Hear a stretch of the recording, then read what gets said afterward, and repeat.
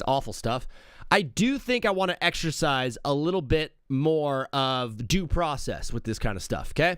I was very quick to jump the gun on Stephon Diggs and call him a predator and a horrible person and all that stuff. And, you know, I don't really want to be in a position of bad-mouthing people for their actions off the field. I'll badmouth the crap out of you for your play on the field or on the court. Like, that's fine. I think that's okay. You're an athlete. You're going to have bad games. I'm going to talk about it, right? But I think I'm just going to like maybe pump the brakes a little bit on diving into people's personal lives because I just don't know what's actually going on behind the scenes. And sometimes we're quick to judge, and I want to be slow to judge moving forward. And so with the Josh Jacobs thing, the accusations are incredibly horrible. They're very, very, very tough to even read. But ultimately, he has claimed he's innocent. He has not said he is guilty. His lawyers have been adamant about this idea that he remains innocent in this entire thing. And so I don't believe him. I don't believe the woman. I don't believe anybody right now. I'm going to just let the evidence play out in court. And then once he is indicted, then we can say some things. Or if there's video evidence or photographic evidence that comes out. But ultimately, it's a very bad situation. Had a rough time. That's true, MK. Yeah, it's obviously not good. I think hitting women is the weakest thing a man could do. Like, legit. Yeah, I mean, that or, you know, I don't want to talk about this anymore. The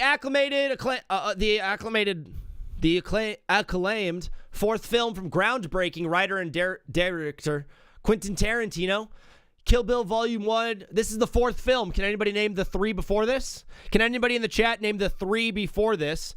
Blade, unbelievable. I'm lurking. I'm streaming right now. Blade, awesome stuff, brother. Love it. I don't know how lurking works. Does anybody know the three films that came out before this one? No looking it up on the internet. If you could name two, I'd be proud of you. But if you could name all three, you are a true cinephile. Kill Bill Volume 1 stars Uma Thurman, Lucy Liu, and Vivicia Fox in an astonishing, action-packed thriller about brutal betrayal and an epic vendetta. 4 years after taking a bullet in the head at her own wedding, the bride emerges from a coma and decides it's time for payback and a vengeance, having been gunned down by her former boss and his deadly squad of international assassins. It's a kill or be killed fight. She didn't start, but is determined. Loaded with explosive actions and outrageous humor, it's a must-see motion picture event that has critics everywhere raving. Kill Bill Volume 1. Let's get after it, brother. All three movies, I watched these movies with my Jackie Brown, Pulp Fiction, and Reservoir Dogs. There it is from Blade. Most people who are like, I love Quentin Tarantino. I'm like, have you seen Jackie Brown? They're like, no, it's the only one I haven't seen. Go see it. Jackie Brown is an awesome movie. Every Tarantino movie pretty much rocks. Jackie Brown, a lot of people have it as their worst. I love Jackie Brown. If you like Quentin Tarantino, if you like good writing, you're going to love Jackie Brown. But fellas, it is time to begin the Power Hour. I want to start with some people up on the eastern seaboard. Some people that call themselves the city that never sleeps, the Big Apple. I'm talking about Bing Bong, New York City, brother. For the first time since 1999, the New York Knicks are going to the NBA Finals. One might assume a trip to the biggest stage in basketball would bring joy and elation for a fan base so eager to win. You might think that reaching the championship destination would be cause for great celebration and expressions of joy and excitement. One would be correct in assuming that 9 months from now, there will be a large spike in babies named Jalen, Deuce, and maybe even Landry. You might see Bing Bong specials from the halal truck outside. You might see Bing Bong specials in front of the halal truck. You might see bing bong specials from the halal truck in front of Strawberry Fields, or your teacher showing up to school in a very dusty Amari Stoudemire jersey. You might see babies in blue and orange onesies, bodega owners rocking a Brunson, and maybe, just maybe, some barrel-chested rotund construction worker with a very fresh Larry O'Brien trophy with the year 2026 tattooed on his shoulder. For Knicks fans across the world and the city that never sleeps, this celebration does not come from a place of joy. It comes from a place of relief. Finally, they say, we are back. New York has been clear about two things my entire life. The first being that when you try to knock them down, they get back even stronger. And two, they really love the Knicks. I mean, a lot of people in that town are split. You got Mets, Yankees fans, you got Giants, Jets, you even got some Islanders and some New Jersey Devils fans. There's kind of a split amongst all of the sports teams. But brother, make no mistake about it. That is a Knicks town through and through. What's going on, man? I'm working, but I got a good 15 minutes before this construction meeting, so I had to tap in. Unbelievable. Okay, cool. Learning about lurking. This city loves New York. Well, this city loves the Knicks, brother, through and through. Every single New Yorker has so many differences and diversity throughout the city, and that's what makes the city so brilliant. On one end, you could see just normal-looking, regular people clocking into their 9 to 5, working their HR job, getting sweet green for lunch, and then heading over to their studio apartment, looking over the Washington River and just saying, wow, or looking over the Hudson River and just saying, wow, I love my city, I love New York.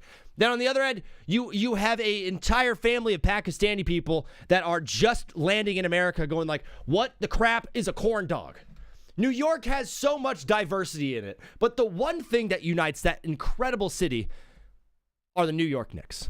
This fan base has been starved of success for the better part of my adult life. The most exciting thing to happen for Knicks basketball up until this point was an Asian dude hitting a couple of buzzer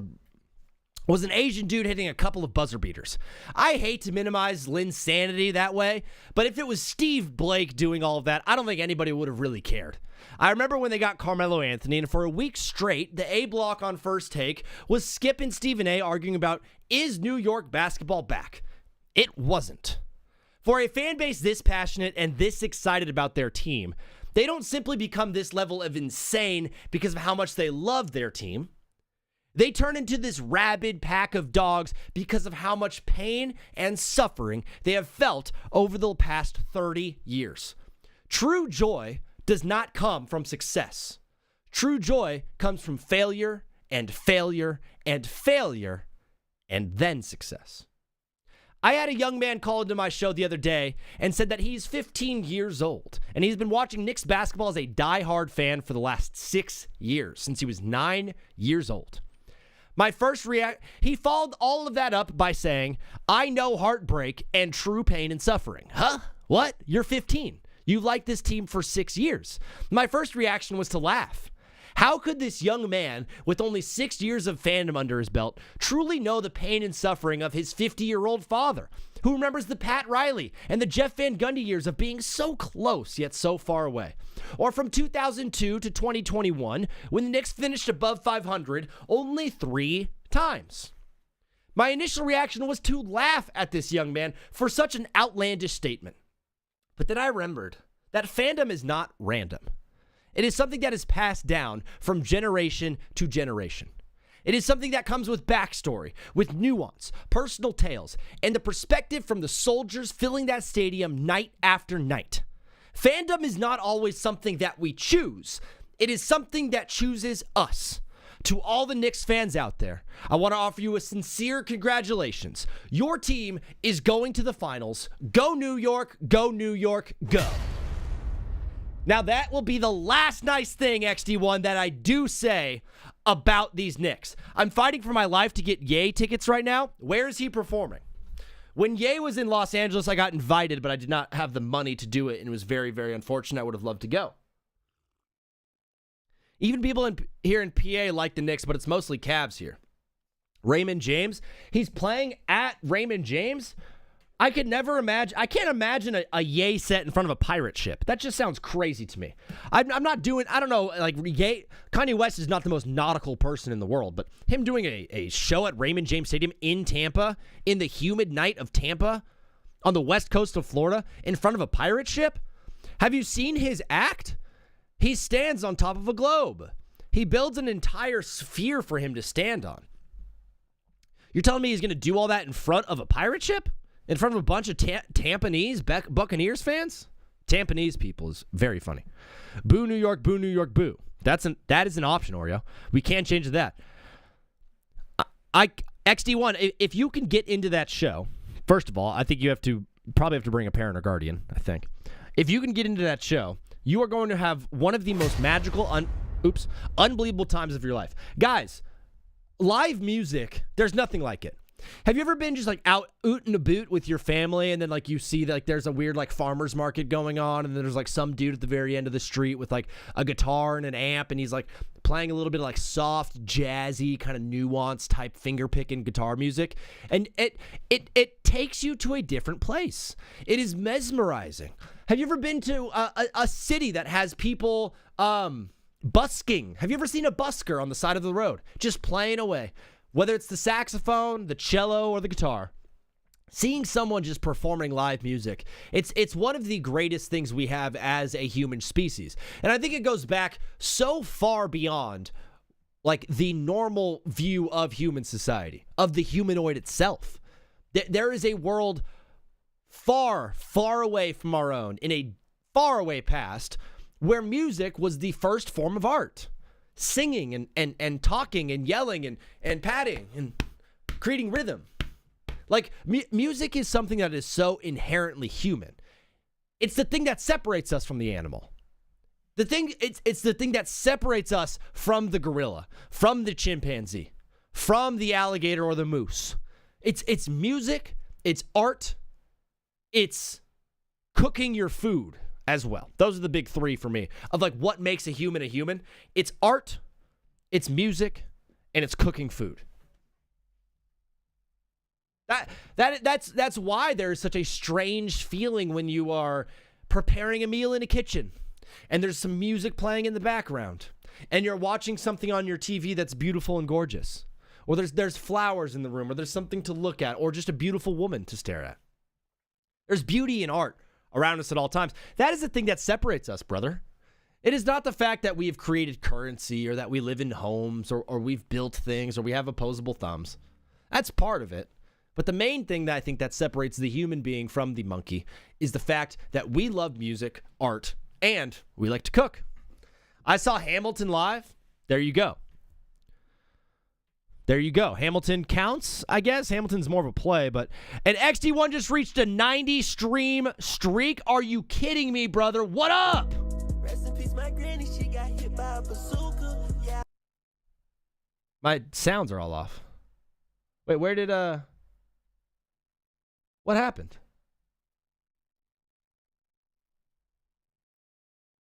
What happened?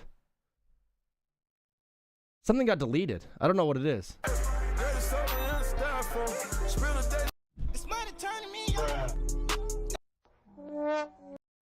Whatever. What if a human doesn't like music? Vujnog, that is a great point. I think every human loves music. I think deep down every human loves and enjoys the notes dancing across our brainwaves. I think there's a community aspect to music. There is an unbelievable pull towards the sounds of music and the sounds of guitars and pianos and people singing because it's something that we can all relate to. It's something that we can all physically do, right? When I see Travis Pastrana do a double backflip at X Games best trick in 2008, I'm like, that's so sick. I can't do that though. It's unrelatable. But the idea of picking up a guitar and playing music, you know when you don't even know how to play guitar, you walk past one, something deep inside of you wants to pick it up so bad and just be able to go, like, have you ever walked past a piano and sat down at it and opened up the keys and looked at it and said, today is the day I'm just going to start playing like Mozart? And you, and it sucks so bad. There's something like deep inside of every human being that thinks at any point they're going to be able just to sit down behind a piano and be able to play it. It's like a level of delusion, most people would say, but I would argue it's an intrinsic pull on the soul of the human being that brings them to that piano, that brings them to that music. Our Nana doesn't care for music, though. She only likes Neil Diamond and Frank. I mean, if you like Neil Diamond and Frank, you're going to love that. That's music, brother. I think she loves worship music, too. She loves worshiping the Lord. I think every human loves music. She says she doesn't like music, but you play her, play her. Dude, people who say, like, I don't really like music, just play them the song. It's like, I said, hey, I'll be gone today, but I'll be back all around the way. It seems like everywhere I go, the more I see, the less I know. But I know one thing, that I love you. That song is, like, so cheesy and so lame, but every time that comes on, you're singing it. I love you, I love you, I love you. That's like, it's just great music, brother. That's a crazy song that I pulled out. I think the Asian song is gone. Oh, no. Is the Asian song gone? It's right here, brother. The Asian song is here. Shall I continue on with the diatribe about the New York Knicks or keep talking ball? I think we talk some ball. Of course we're good. The best part for me about New York advancing to the finals is the fact that you and I all get to see the joy and excitement fade away as they glance west and see the villainous monstrosities that are the Spurs and the Thunder waiting for them on the other side. Now, the real question here is the one that we are going to get to at the heart of this show. At the end of TBWZ widescreen radio on this beautiful May 27th, shout out to my brother, it's his birthday. It's his birthday. That's inappropriate. We are going to figure out between you and me, can the Knicks beat either the Thunder or the Spurs? Okay, let's get into that. The main notch in the positive category for New York is that both of these teams are beating the living crap out of each other right now, and whoever wins is going to be limping out of that thing like a UFC fighter after a 5-round brawl. It is very safe to assume that New York is going to be the healthier team, the more well-rested team going into this finals, which is a huge advantage. When you look over the past few years of NBA success, the team that wins is always the healthier team. Right now, there is no healthier team left in the NBA playoffs than the New York Knicks. All right, we'll see you. The other thing the Knicks have is all the They also have the most momentum of probably any organism on the planet right now, winning 11 straight games by an average margin of victory of 24 points. They have not just been winning every game. They have been completely dismantling their opponent every single night. The Knicks are the hottest team in basketball, maybe even the history of the sport. I really do think, given the health advantage, the rest advantage, and the momentum and excitement going into this for New York, I legit think the Knicks have a great chance at winning the NBA Finals, regardless of who they play. Oftentimes, too, us as sports fans get so caught up in what the narrative is, and what's going on around the game or around the world of sports, that we forget to think for ourselves sometimes, right? All of your friends, all of your homies, everyone online, everyone on TikTok, Twitter, and everything in between, they're all saying the same thing. Whoever wins the West is gonna win the finals. It is the most soft-brained take going on right now in the NBA. That and like LeBron is going to sign for a veteran minimum somewhere. Have you ever thought LeBron James is going to sign a vet minimum? You think LeBron James is going to play basketball for $2 million? What makes you think that is at all something that he wants to do? People make that claim about LeBron signing a vet minimum because it's like, well, he has so much money already. Okay, name me a billionaire that's like, I'm good on making more money. Every single person that has that level of money, that has that level of success, wants more and more and more, right? LeBron is making movies and TV shows and has a full production company, not because he's so into cinema and he loves the arts and he thinks Kill Bill is a fantastic movie. The P-Wagon. He's doing it to make money. Kobe Bryant, after retiring, he started an angel investment fund, not just to give away money to people, to like companies, to startups and stuff like that in the tech world. He did it to make money. The goal of most people in this world is going to be maximizing how much money that you can make, okay? A lot of people who are not billionaires or not even millionaires are like, LeBron has so much money, I think he should sign for a vet minimum somewhere. No. Do you want him to go and sign with the New York Knicks and have Landry Shamet making more money than him? You think he's going to go to the Spurs and have Luke Cornett make $10 extra million than he does? That is just disrespectful and rude. LeBron's not going to go somewhere to be disrespected. LeBron is going to go to whoever treats him with the most respect, and I think paying him money is going to be that. The idea that people are sitting here like, well, listen, here's our plans for next season. If we get this guy and we sign him and we re-sign this guy and restructure this contract and then sign LeBron James on a $3 million contract, you are full of hot air. You're a balloon drifting over the Sahara right now, and I'm about to pop your bubble, brother, because no way LeBron signs for a vet minimum. Paprika.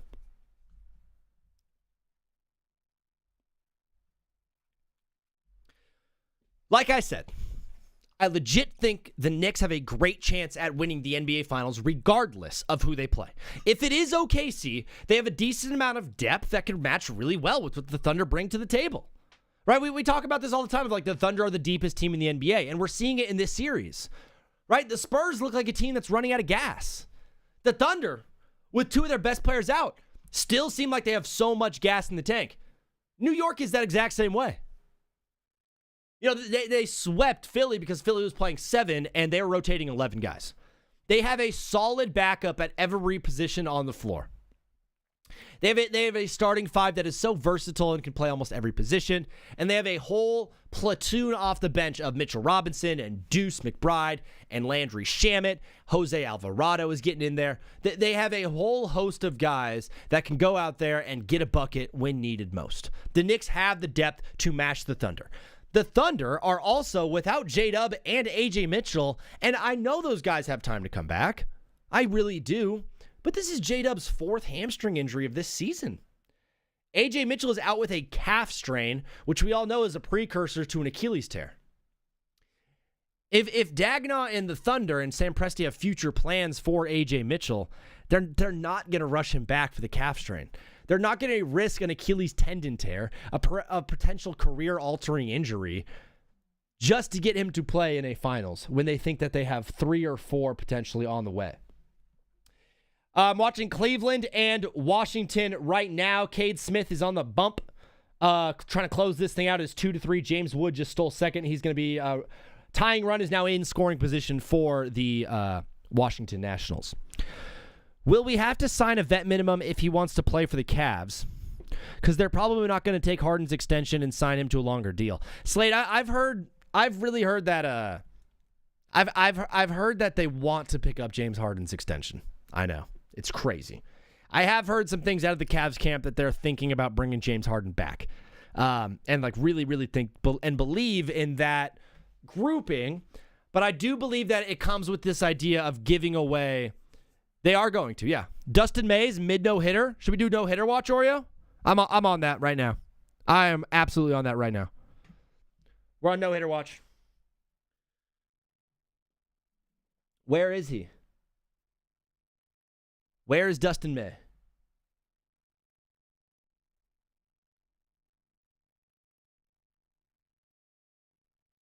He's pitching for the Cardinals right now? Top 8. Wow, we're on no-hitter watch, guys, to get out of the second apron. Yeah, the second apron thing is big right now for the Cavs because I think Dan Gilbert's been spending a ton of money over the past few seasons, always in that second apron area, getting mad taxed. And it's like, I don't think he wants to pay that just to get like swept in the Eastern Conference Finals. I think he wants to pay that to like win the actual NBA Finals. The thing that's going to happen, and guys, NBA free agency opens up June 30th. June 30th at 6 p.m. Eastern time. I'm going to try to do a TBWZ special that day. It is a Tuesday, so I usually don't do shows, but I'm going to try to do a TBWZ special for NBA free agency day. But free agency opens up June 30th. Mark your calendars. It's the best day in NBA. On the NBA calendar, free agency is the best day ever. But you are not going to see a ton of movement until Giannis moves. Giannis is the ultimate piece of this free agency puzzle, of this entire offseason. Every team's modus operandi is to sign Giannis Antetokounmpo. You're not going to have the Cavs make a huge move or do an extension with James Harden or make a play for LeBron James until they fully know that they're out of the Giannis sweepstakes. No one is going to be making insane moves in free agency or making trades or extending players too much until they know where Giannis lands. Unless they're one of the 10 teams that is like completely just out of the Giannis conversation. Most teams are right now putting together packages to get him. Cavs played 18 playoff games without making the finals. This season? Yeah, 14. Yeah, they played 18 games. It's true. It is true. Listen. Back to OKC and the Knicks. I would not be confident in AJ Mitchell and J-Dub starting this series in the finals. Given the fact that there is a game tomorrow and potentially another game on Saturday, and then that thing starts June 3rd, the finals do. I'm not super confident if I'm a Thunder fan of J-Dub or AJ Mitchell starting this series, which, to be honest, you might be able to get through the Spurs without those guys. I don't think you can get past New York without those two players on your team. With the Spurs, this team looks gassed, bro. Like, this team looks really, really gassed. And I don't want to just jump to conclusion too quickly off of a one-game sample size, because we have seen them not look good in this series. We've also seen the Thunder not look good in this series. We've seen both teams play great. It seems like since game one, each team is kind of taking one day on, one day off. And they're kind of just flip-flopping. Maybe that is the design of Adam Silver, the most corrupt commissioner in the history of sports. But this team does seem gassed, and it seems like OKC has given the league the blueprint to slow down Victor Wembanyama. Victor Wembanyama, brother, he had one a double play. Got him. Got him. Victor Wembanyama had one of the worst games of his career last night. He had one rebound in the first half of the game. He finished with 20 points and 6 boards in his 38 minutes on the floor. And although he played really well on defense, he was clearly very tired out there. Now, listen, we always hear this notion that NBA teams need to experience heartbreak and pain and suffering before they can actually go out and win a championship. I think that's part of it, but really, it's the fact that these young teams need to understand like the conditioning that it takes to actually make a run all the way to the mountaintop. The amount of games that they've played extra, like that, they're not used to this. They have a young, very talented core, a very young, talented team, and obviously a superstar who might be the MVP over the next decade. But they have never experienced this amount of games, this amount of intensity over this sustained period of time. They've been playing in the playoffs for almost 2 months now. Like, to play an entire 5-month season, playing every other day, 82 times, and then to get into a playoff series, they've now played 18 games. Sorry, 5, 6, 11, plus 5. They've played 16 games already, extra. Victor Wembanyama last year played in 46 games. He's played in 82 games this year and is seeing a 10-minute jump in minutes per game in the playoffs than in the regular season. The dude has given every single ounce of his effort to this organization, this entire playoff run. And you can really see it weighing on him. He looks tired out there, and at this point, I don't know if I have much hope in these Spurs being able to get past the Thunder. Victor Wembanyama is unbelievable on the defensive end of the floor. And like I have said this multiple times, if he only played defense and never even shot the ball and never attempted to even score and averaged 0 points per game over an entire series, he'd still be a top 10 player in the league because of how good he is defensively. I love the idea of Victor being able to take a night off on the offensive end of the floor and just focus his efforts on defense. The problem is nobody else for the Spurs wanted to step up last night outside of Julian Champagnie. You had some decent role players playing, but Victor Wembanyama, he wasn't there. In the 2 wins, he's had 41 points and 33 points. And in the losses now, he's had 21, 26, and then last night, he had 20. The Spurs will only go as far as Victor Wembanyama can carry them. And if the man is too tired to do that, the Spurs season is over. Ball in the gap. No! That's a hit. That's a double. Dustin May's no-hitter bid is officially over. Dang.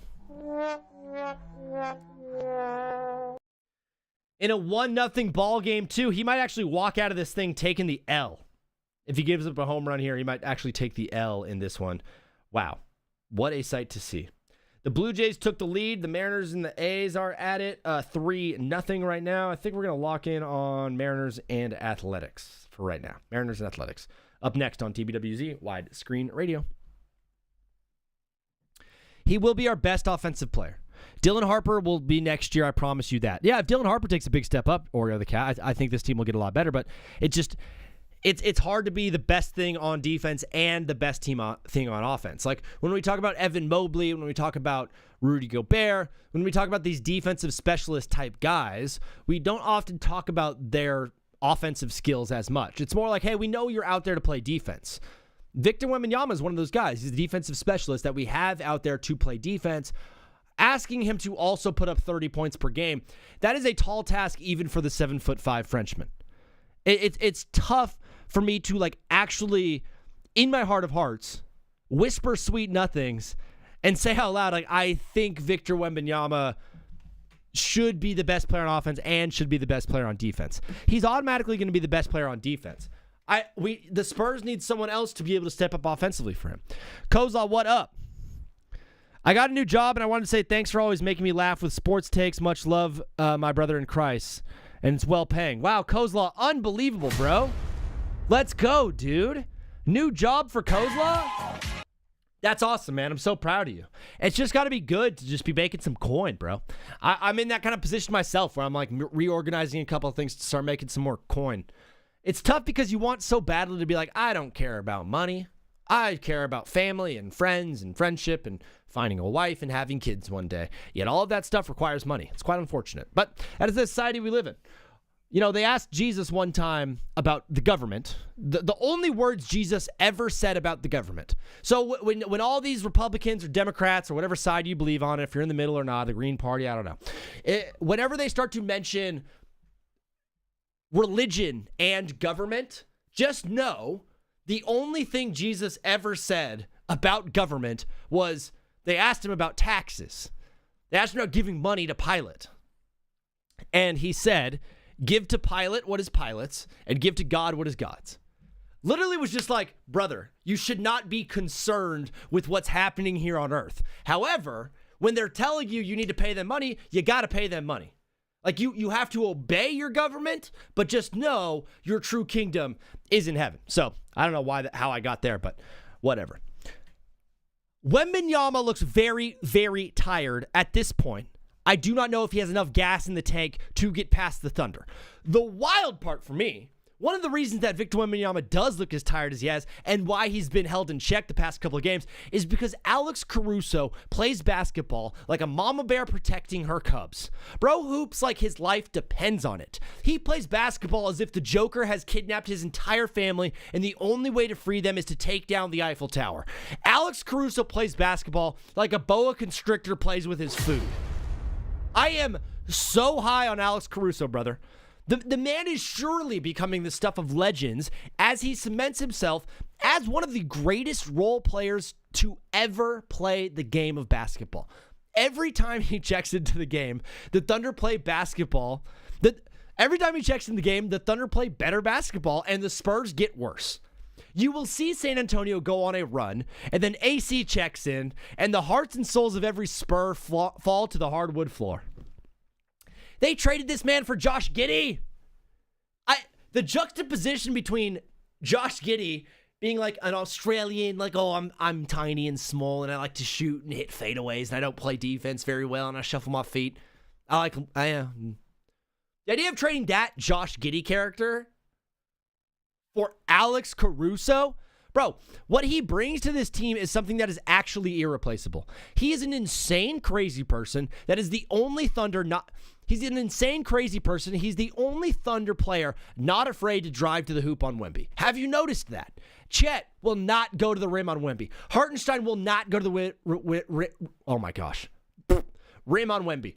SGA won't do it. J-Dub won't do it. AJ Mitchell won't do it. Lou Dort. No one is driving to the hoop on Victor Wembanyama except for Alex Caruso. Bro gets the ball and goes straight to the rim, trying as hard as he possibly can to put Wemby on a poster. He was bad-mouthing LeBron James last series and is becoming, in my opinion, the MVP of this series. If the NBA does not give Alex Caruso the MVP for the Western Conference Finals, there is something seriously wrong with this league. If the NBA does not give Alex Caruso the East... I'm going to say it one more time. If the NBA does not give Alex Caruso the Western Conference Finals MVP, there is something so seriously wrong with this sports league. Yeah, but I want a Mustang. Get that Mustang, bro. I said 2 years ago, also give us 3 years to my friend. They didn't believe it's going to happen. 2027 NBA champs will be San Antonio Spurs. Yeah, TK might be right there. It might just be OKC for the next 3 years. I love that trade for OKC because Giddey was also a Predator. My brother knows that girl. She went to school around here in Orange County. She grew up around here. She went to the same school as my brother. I don't know. She was weird. She was very weird. She was hitting up everybody. Like, everyone had at least got...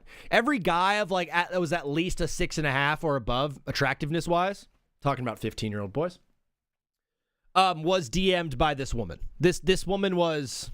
How do I put it? Hungry. She was a ravenous beast. Very, very, very inclined to pursue physical relationships. So, I know we're like Josh Giddey was a Predator, but also it's a two-way street. I was thinking about modeling. I was thinking about what, Elon Musk said that eventually with the Neuralink chip that we're all going to get in our head, can't wait. I'm going to be signing up. I'm on the beta testing. I'm on beta test Neuralink right in my brain. Elon Musk said that Neuralink will allow you to basically have, how do I put this? How did he put it? He's a crazy person. I think we'll just go straight to the source right here. Neuralink. Yo, what's up, Zach? I just met Lil Man Jay. Nico, that is unbelievable. I don't know who that is, but that is so sick. All right, here it is in the words from Hoops Crave. Elon Musk says that Neuralink will let users download an NBA player's jump shot into muscle memory by 2028. You and I are going to be able to download Mikal Bridges' three-point shot into our brain. We're going to be able to download the hooping stylistic choices of SGA. We're all going to just end up on the floor, flopping and flailing. Yeah, we're all going to develop jump shots where we kick our legs out like a triangle right after. That part sucks. I hate watching guys take a jump shot. They go straight up and then their legs go boop. That's not basketball. Whatever. Elon Musk has said we get to download NBA players' jump shots into our muscle memory. Can you download Wemby's height? That is a great question, Oreo the Cat. I don't think so, but you could try your best. I literally, if I was to do this, if I was to have a son, I'm praying for one. Lord Jesus, give me a son. I'll name him Oreo. I will name him Oreo if you give me a son. Wouldn't that be crazy? Dad, who am I named after? Oh, like my most loyal listener, my guy in the chat, Oreo the Cat, one of my best friends ever. I love him. He doesn't love me back. Well, he doesn't say it. I think he thinks it. I made that weird. You can download an NBA hooper's jump shot into your brain. I'm forcing my kid to download everything that Alex Caruso has. Give me Alex Caruso's everything. Put that into my son. That is, listen, my son is going to be white. I mean, hey, breaking news, brother. Like breaking news, all my stuff is moved. My son is going to be white. I would not think it's wise for me to download a LaMelo Ball or a Jalen Brunson or LeBron James or a Kevin Durant jump shot into my son who will not be able to relate to the DNA, to the genetic makeup of those players. I am going to be downloading someone's jump shot, someone's hoops IQ into my son's brain that they can relate to and potentially grow up to be. I want my kid to model his game after Alex Caruso more than ever because he is slowly but surely becoming my favorite hooper. He's also a Lakers legend. Guys, it's the anime sequence on Kill Bill. The anime sequence. This part is so awesome. This is the best part of the movie. He could be mixed. That is true, Oreo. 13, by the way. He could be mixed. Could be. I don't know. I had a dream about... gosh. Yeah. I had such a good dream last night. You ever have a dream so good that it's like the love of your life now loves you back? And it's just awesome. You're just like holding hands. And then you wake up.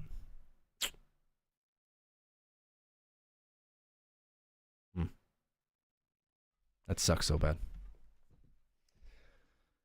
They said they never have the proof, otherwise he's still in the NBA, would have left the NBA by now. I forget who we're talking about. I do not know who we're talking about. Before we go on with any of the show, I think it's important to talk some crap on the Cleveland Cavaliers. How on earth is Kenny Atkinson still the coach of this team, bro? I got the noti yesterday from Shams Charania. Shout out to Shams, friend of the show. Kenny Atkinson will remain the head coach of the Cleveland Cavaliers next season. Huh? What? Are you serious? I thought we all watched what just happened and blamed Kenny Atkinson for that. Josh Giddey would have been blackballed from the NBA. They said they'd never have the proof, otherwise he'd still be in the NBA, would have left the NBA by now. I see what you're talking about now. Bro, Kenny Atkinson said they were actually winning the series analytically. He said that out loud. In a series where you got swept 4-0, he had the gall to tell reporters that they were actually winning the series analytically.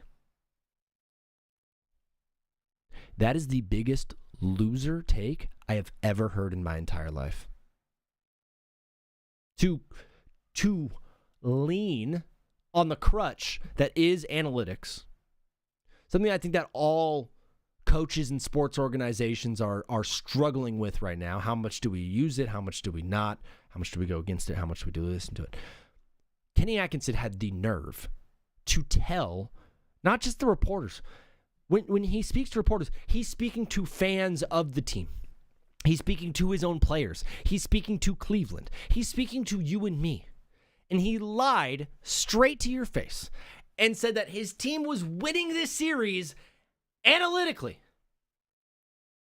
An adult man in a microphone said that although they were down 3-0 to the Knicks, they were actually winning the series by an analytic standard. Hey, Kenny, you sound like a total loser when you say crap like that, bro. I wouldn't even want to be a fan of this team after he says that. And then to get the notification the next day that after getting swept 4-0 and getting completely embarrassed on home court by the New York Knicks, a team that nobody thought was going to be able to do this, a team that many have claimed was not nearly as talented roster-wise as your team was, you had the nerve to say you were winning analytically. Statistical. He led them to 3 statistical wins. It is it's a middle finger to the face of all Cavs fans for Kenny Atkinson to say that crap, and then for Dan Gilbert to sign him back for another season. The getting swept by the Cavs is close, or getting swept by the Knicks is a close to enough of a fireable offense. But to add that cherry on top of pure delusion, brother, if I'm a Cavs fan, I am heated today. I am not happy because we watched James Harden get cooked and give up a 22-point lead and ultimately lose by 11 in game 1 in overtime. We saw that all happen. And even a person who never watched a game of basketball could have seen, hey, that guy with the beard isn't playing very well. Kenny Atkinson was like, nah, he played great. You should check out his Raptor. His what? Shut up. Check out his check out his piss poor defense. Kenny Atkinson made mistakes in that series, left and right. He did not help Cleveland advance. You went to 7 against a struggling Toronto Raptors team with their best player being garbage the whole time. You went to 7 against a Detroit team that, yes, is a very, very good team, but ultimately only had one guy to worry about in Cade Cunningham. Then you waltz your way to the finals, and you give up a historical 22-point lead with 8 minutes left in game 1, and then don't score a single point in overtime and lose by 11. All while leaving James Harden in there to get absolutely fried by Jalen Brunson. And then you have the nerve to sit in front of reporters and say, we actually won a few of these games statistically speaking. Shut up. That is the dumbest thing I've ever heard in my life. And then he keeps his job. Gosh. I don't like sitting here and saying, like, I want coaches to be fired. I think coaching is very difficult. I think especially in a sport like basketball where a lot of people are like, hey, the coach doesn't matter. I think the coach in basketball matters a lot more than people give credit for. I think a lot of people are quick to judge a basketball coach and be like, it's just 5-on-5. They don't really need a coach out there. Those guys do a lot.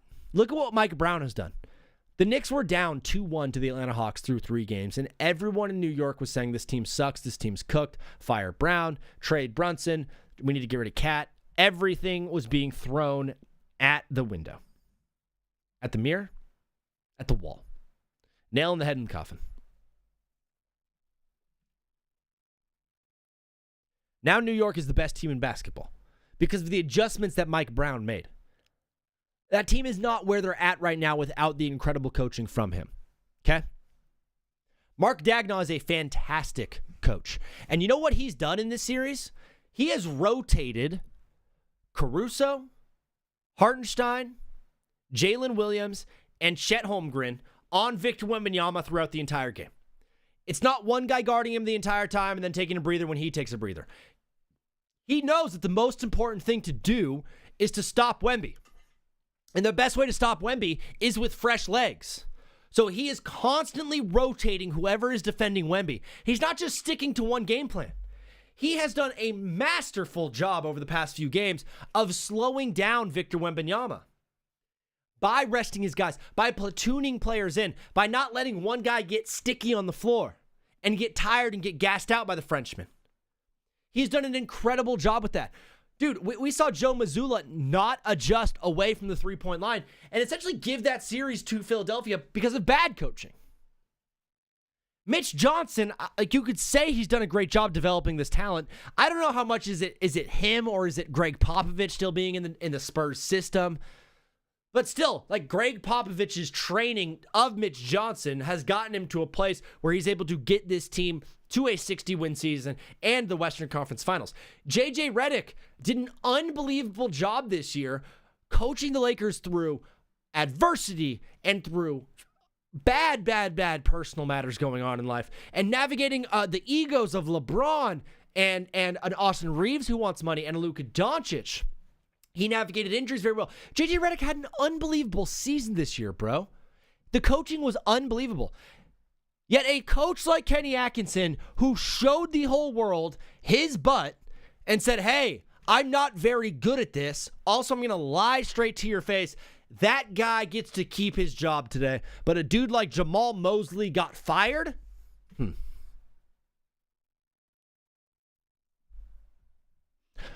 Interesting stuff. Fellas, that is the TBWZ Power Hour. I'm going to be back in 5 minutes after this break. I apologize for not changing the breakout. I'm just kind of reworking a couple of things right now, so I'm sorry for not a new break, but I'll see you guys in 5. I believe that I'm the first live I believe I'm the first live streamer podcaster to ever be bleeding non-menstrual category for an entire 4-hour show. Is there currently a record holder for longest active bleed while talking, while broadcasting?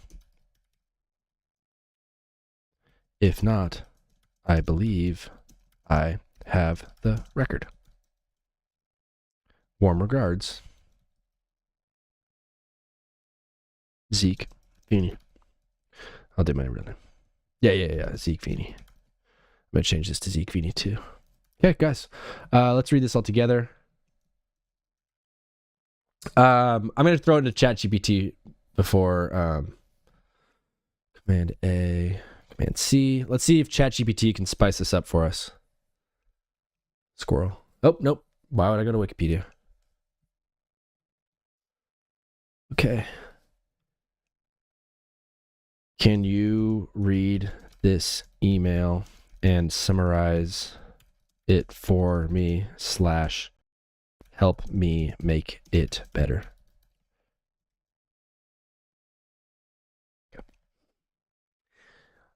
Okay, summary of your email. You introduce yourself as Zach, host of a radio show. You explain that you recently did a 4-hour live broadcast while actively bleeding from your mouth and believe that you may be the first to do so.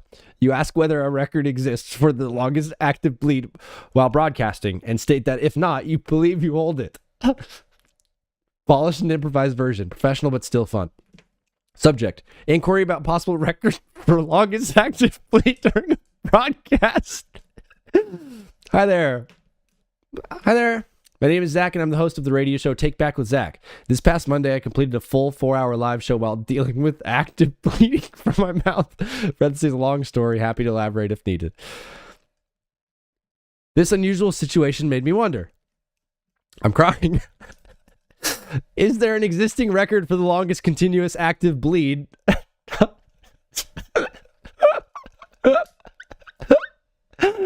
Parentheses, non-menstrual.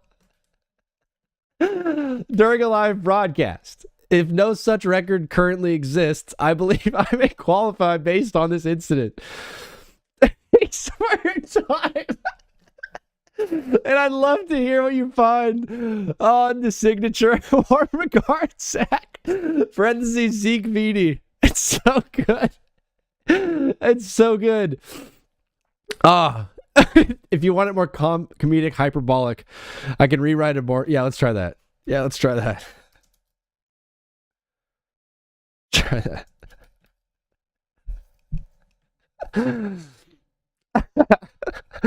All right, this is the... All right. The subject is longest mouth bleed while broadcasting. Hello, my name is Zach, host of Take Back with Zach. This Monday, I unintentionally completed a full-hour live stream show while actively bleeding from my mouth. Yes, continuously. Yes, on air. No, this was not a planned stunt. And yes, I am also concerned about me. This one's not nearly as funny. This raised an important scientific question. Does a record exist for the longest active non-menstrual bleed during a live broadcast? If not, I regret to inform you I may be the pioneer of this. Polite but ridiculously over-formal. This one might be good. To whom it may concern, my name is Zach, host of the radio program Take Back with Zach. During my most recent Monday broadcast, I inadvertently completed a full 4-hour live show while sustaining continuous oral bleeding. While unconventional, the program proceeded uninterrupted. This incident prompts my inquiry. Does an official record exist for the longest duration of active bleeding non-menstrual while broadcasting live? In the absence of such record, I respectfully submit my candidacy with the utmost decorum. Zeke Feeney. Oh my gosh. We're going to go with the first one. This one's great. All right. Command V and yeah, I'm not a robot. Guys, all right. We just submitted to the Guinness Book of World Records for longest active bleed during a live broadcast. We did it, and we did not hear back from any of them. Fellas, do we go live on TikTok right now or what up with it? Let's do it.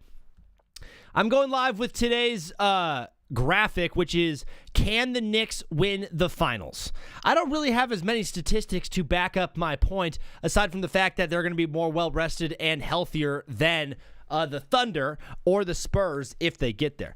I think we're going to have a lot of New York fans calling in and saying, bing bong, yes, of course. And then we're going to get a lot of hate from some other people around the world who are saying there's absolutely no shot the Knicks are going to win the NBA Finals. I personally, deep down in my heart of hearts, believe that once you get to this mountaintop, it's hard to, I'd be hard-pressed to believe that you cannot get it done. I know the path for the Knicks has been somewhat easy. Thread the needle, what up? Ethan, what up? Hanging out with us. We're going to take calls in about 5 minutes. We're going to take calls in about 5 minutes, brother. The phone lines will open up in about 5. I would be hard-pressed to believe that a team that's on an 11-game winning streak with an average margin of victory of 24 points is not going to win a single game in the finals. So many people are like, oh, they're going to get swept in 4. Maybe they get 5, but there's no way it even goes 6. Why not? Like, you watch this Knicks team play basketball and you think, like, that team can't beat the Thunder? The Thunder are vulnerable. The Thunder have vulnerabilities. The Spurs have vulnerabilities. Both of those teams have weaknesses in their games. And the fact that they're playing this series is the thing that highlights it for the rest of the NBA to look at. This Spurs team lost a game to Portland. They lost 2 games to Minnesota. The Thunder have already lost 2 games to the Spurs. What they have done in this series going head-to-head is show the world, how do you slow down SGA? How do you slow down Wemby? How do you do it? How do you get past these teams? Right now, they're going blow for blow and absolutely attacking each other. The winner of this thing is going to be walking out of this on their way to the finals like a UFC star after a 5-round brawl. They're excited and elated, but ultimately they are broken and battered. The Thunder already have 2 huge injuries with A.J. Mitchell and J-Dub. And A.J. Mitchell is a calf strain, which is a precursor to an Achilles tendon. So I don't think he's going to be coming back anytime soon, to be honest with you. And this is J-Dub's 4th hamstring injury this season. How 4th time this season that you've hurt your hamstring? They cannot rush him back in. They cannot bring him back in the fold too quickly. Now, they do have some time to rest. And if they win tomorrow, then they'll have, I think 5 or 6 days to like rest up and get ready for the finals. But New York is having a 10-day off, dude. New York's going to have 10 days off to get healthy and get well rested and read over and watch over the tape and come up with a game plan. The best part is the game plan is being laid out for them. Mike Brown is not going to come up with some special defense, some special way, a box in one or a zone defense. No, he's going to say, like, all right, here's what the Spurs did to slow down SGA. We're going to do that. Because guess what? Mitch Johnson stole the game plan from J.J. Redick, basically. J.J. Redick really did figure out how to slow down SGA. The hard part was he wasn't able to figure out how to slow down the rest of the Thunder, kind of like the Spurs have been able to. Did you see that the TBWZ Spartans are doing well? That is great to know. I absolutely love that. Evagaras, Knicks are getting swept. Lil bro, you think they're getting swept? You think they're getting swept? That's crazy, bro. I don't think they're getting swept. Do you want to call into the show and tell us why you think that? You can, or you can just chat anonymously from behind a keyboard. I mean, it's your call. You could call in and put your money where your mouth is, but I absolutely do think the Knicks have enough to win the finals.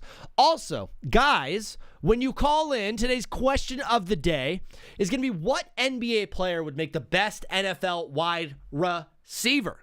Last night on last night's post-game show, TBWZ, we did what NBA player would make the best NFL running back, and today we are doing what NBA player would make the best NFL wide receiver. I got someone on the line. We're going to take this call. What is up, brother? You are live on TBWZ Widescreen Radio. What's your name? Where are you calling in from? They hung up and got scared. That was a scared person. Zay says, yes, they can. Cursed said all the jump contest guys. Jump contest guys. Cursed deepfakes. What's a jump contest? He's answering this question of what NBA player would make the best NFL wide receiver. I put 1, 2, 3, 4, 5. I put 10 guys on this graphic, or 11 guys on this graphic that I think would make darn good NFL wide receivers. I had to show my boy Austin Reeves a little bit of love. The dunk contest. Thank you, Kirst. Everyone was so confused by that. Imagine the NBA did a jump contest at All-Star break. All right, start jumping. So let's see how high you could jump. What is up, brother? You are live on TBWZ Widescreen Radio. What's your name? Where are you calling in from? My name is Jacob, and I'm calling from Dearborn, Michigan. Jacob calling in from Michigan. How are you doing today, brother? Are you on summer vacation yet? Nope, not yet. Not yet? When does it start, bro? Starts June 11th. Unbelievable. Can you please mute the stream in the background because we hear it bleeding through and it causing some echo, Yeah, so just mute that and then keep it clean. Yep, I just did that. I just did it. Okay, I could still hear myself. But, brother, you're calling to the show. What did you have for us today? Oh, I wanted to talk about the Detroit Lions. I'm kind of doing some NBA stuff right now, but what do you have on the line? Oh, Do you get 20 seconds? Oh, I'll talk about NBA. Honestly, I think the NBA is scripted, to be honest. All right. That guy's a loser. Nomading, ain't no team stopping new big three of Adam Silver and Ref and OKC. Those three are unstoppable together. The new big three. I absolutely love that. It's Adam Silver, it's Sam Presti, and it's Tony, my brothers. Hey! Tri-State, what up, bro? My guy Will. What is up, brother? You are live on TBWZ Widescreen Radio. What's your name? Where are you calling in from? Hey, I'm Cole from Oklahoma City. I wanted to talk about this Knicks series that's probably coming up. Cole from OKC, it does look like you guys are going to, in my opinion, the Spurs look gassed, and you guys have a lot of leg left. Tell the people of New York right now that are in the chat saying they're gonna beat you guys. Tell them what's the truth. Well, honestly, let me give you a stat. The Knicks have not beat the Thunder since December 13th of 2023. That is how long it has been. And now, obviously, postseason, completely different story, as we've seen with the Spurs series. But the problem is, when you look at the Lakers' game plan, they had an absolutely top-of-the-class, top-of-the-line point-of-attack defender in Marcus Smart. Yeah. You look at the Spurs, they have who is possibly most likely going to go down as the greatest defensive player to ever play basketball. Probably. I just don't think that the Knicks have someone that they can throw at Shea like that. I mean, it's probably going to be Mikal Bridges getting that defensive assignment or Josh Hart, and those guys are solid, but they're solid defenders. Yeah, like the thing is though, when Marcus Smart went out of the game, SGA was able to cook, and with the Spurs, they have multiple guys that they could bring in platoon. Like they're going to need Landry Shamet, and they're going to need Josh Hart to have the best series of their life. Dude, and if you think that the Thunder aren't going to headhunt Jalen Brunson every single second this dude is on the floor, you're wrong. They are going to switch everything.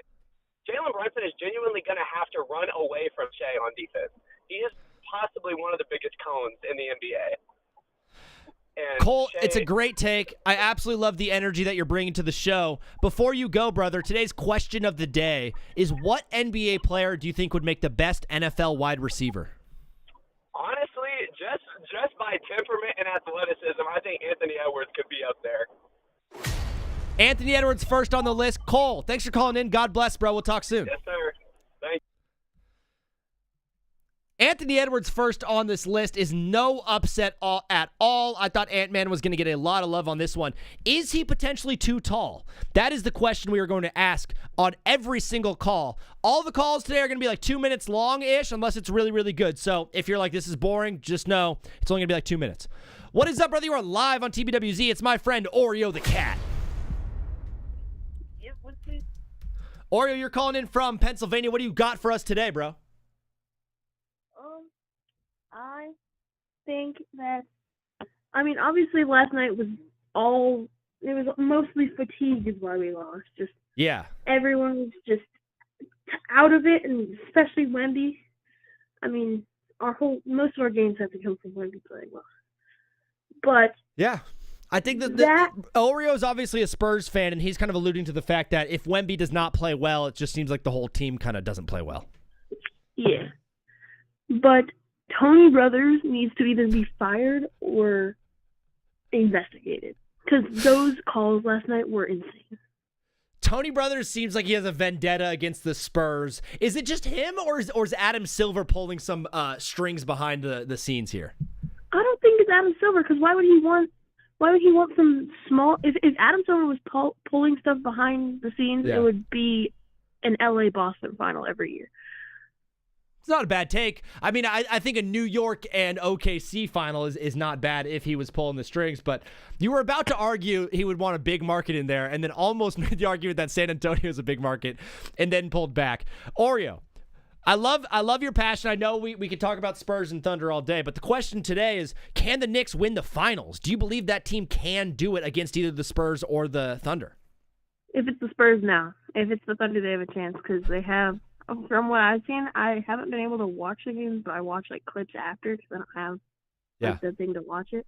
But I've been watching stuff after, and from what I've seen, that's what they're running, what they've been running, will work. If they have Cat taking up the floor, they are not good guarding a big that takes it up the floor. Because the Wemby taking up the floor, they couldn't guard that in game one.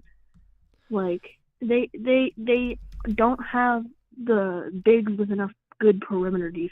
All their bigs have all the interior defense. Hartenstein, Chet, Jalen Williams. They don't have the perimeter defense.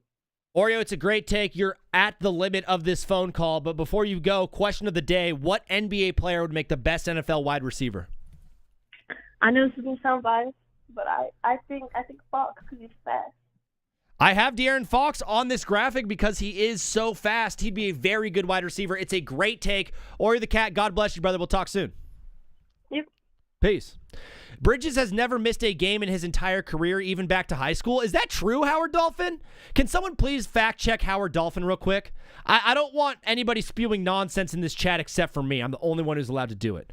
What is up, brother? You are live on TBWZ Widescreen Radio. What's your name? Where are you calling in from? It's Khalil from Maryland.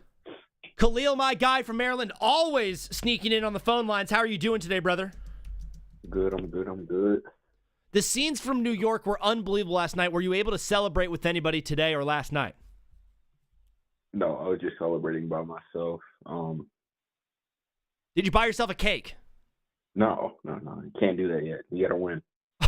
Oh, you're not even. Do you think there's a chance that you guys are over celebrating the finals appearance and you just start focusing on the actual challenge at hand? No. There's no such thing as over celebrating. It's been 54 years, so okay. Let them celebrate. Let them have it. But I don't care who we have. We're beating them. That Spurs take I just heard was ridiculous, but you know. Well, it's coming from a Spurs fan, so you got to love a guy just sticking up for his team. Do you think you have a better shot against the Spurs than you would the Thunder? Yes. I'm sorry. You talking about we have no perimeter defense or something? Yada. We have two bigs. One of them is 7 foot. The one he's 5 inches taller than him. Yeah. We played against them already, 3-2. They lost. Mm-hmm. I don't know what this Spurs, Yeah.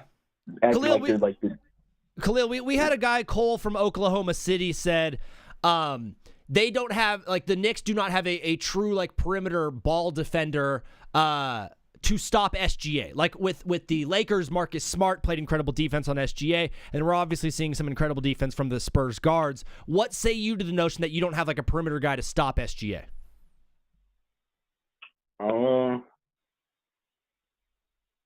Josh Hart. I think our perimeter.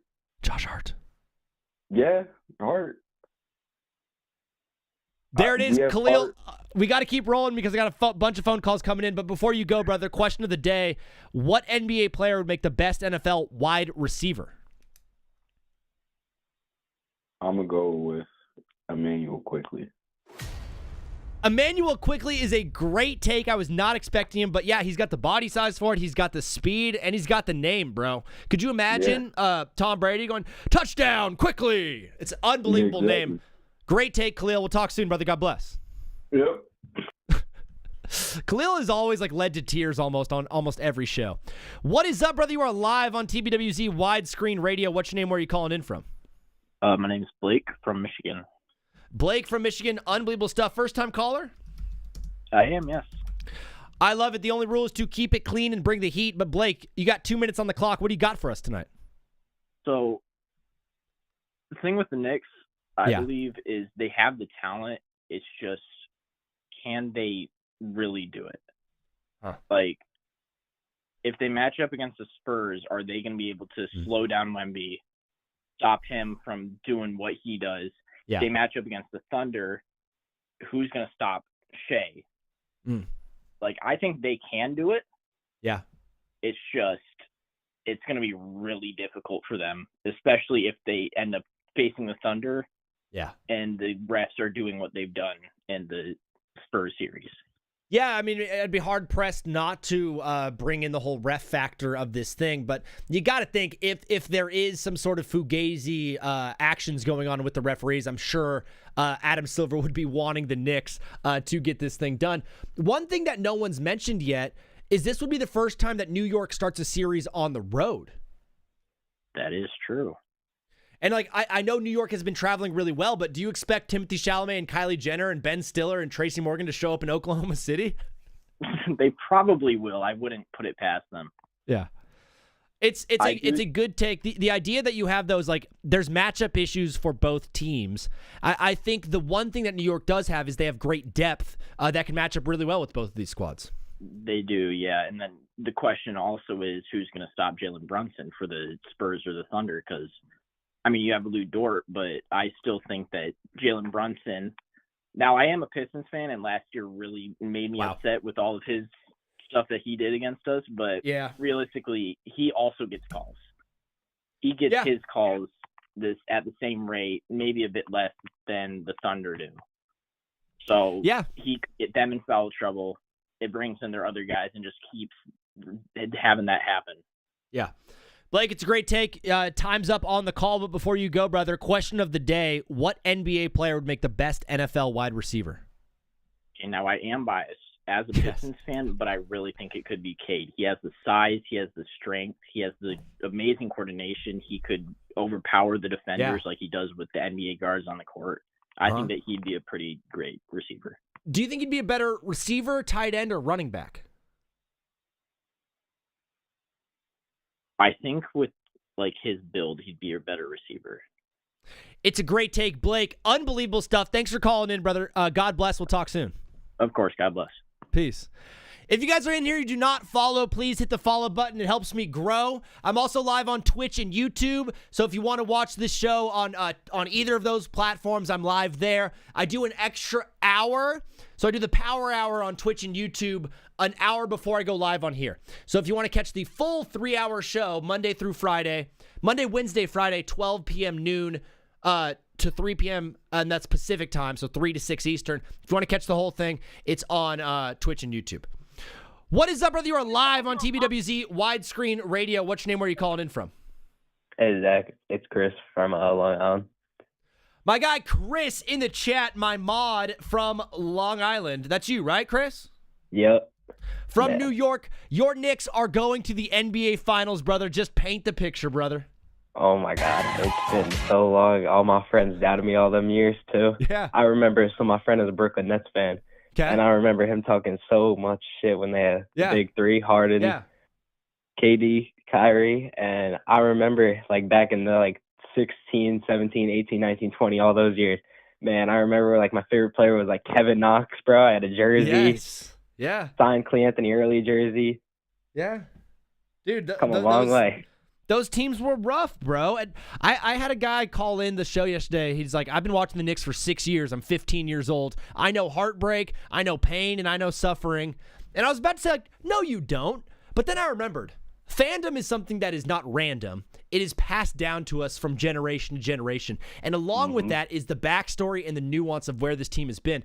I think the cause of celebration is not because of success. It's because of the years and years of failure and pain and suffering that has now led to this success. Exactly. And, I mean, the team, hey, I was talking about it before, too. The Knicks are playing better than the 2017 Warriors right now. Statistically, at least. They've won 11 straight games with an average margin of victory of 24 points. I don't know. That's kind of dominant in my opinion, Chris. Hey, Zach, as people say, though, you know how you were riding out with your Lakers, and Yeah. people say that the Knicks can't handle the Thunder or the Spurs. Yeah. I know the Knicks haven't beat the Thunder since 2023, but yeah, the Thunder have been a good team. I'm going to say that. They have the refs on their side, but they're also a pretty good team. Yeah. But we can beat the Spurs. We saw that in the Cup, and we can also beat the Thunder. But what we have to do to play when we play the Thunder is generally show them what we've been doing in the playoffs and just what we can do. You know what I'm saying? It's a very good point. You brought up the IST Cup. That'll go a long way for confidence going up against the Spurs. And yeah, the Thunder one will be tough, but ultimately I think it's going to be a great series. Chris, before you go, today's question of the day is, what NBA player would make the best NFL wide receiver? I mean, hey, from my personal point of view, I watched VJ play in high school. Uh-huh. Because I went to high school with him. Nice. But I think it could be VJ Edgecombe. He is, if you see him in real life, he's a crazy player. And Ant is definitely up there for me.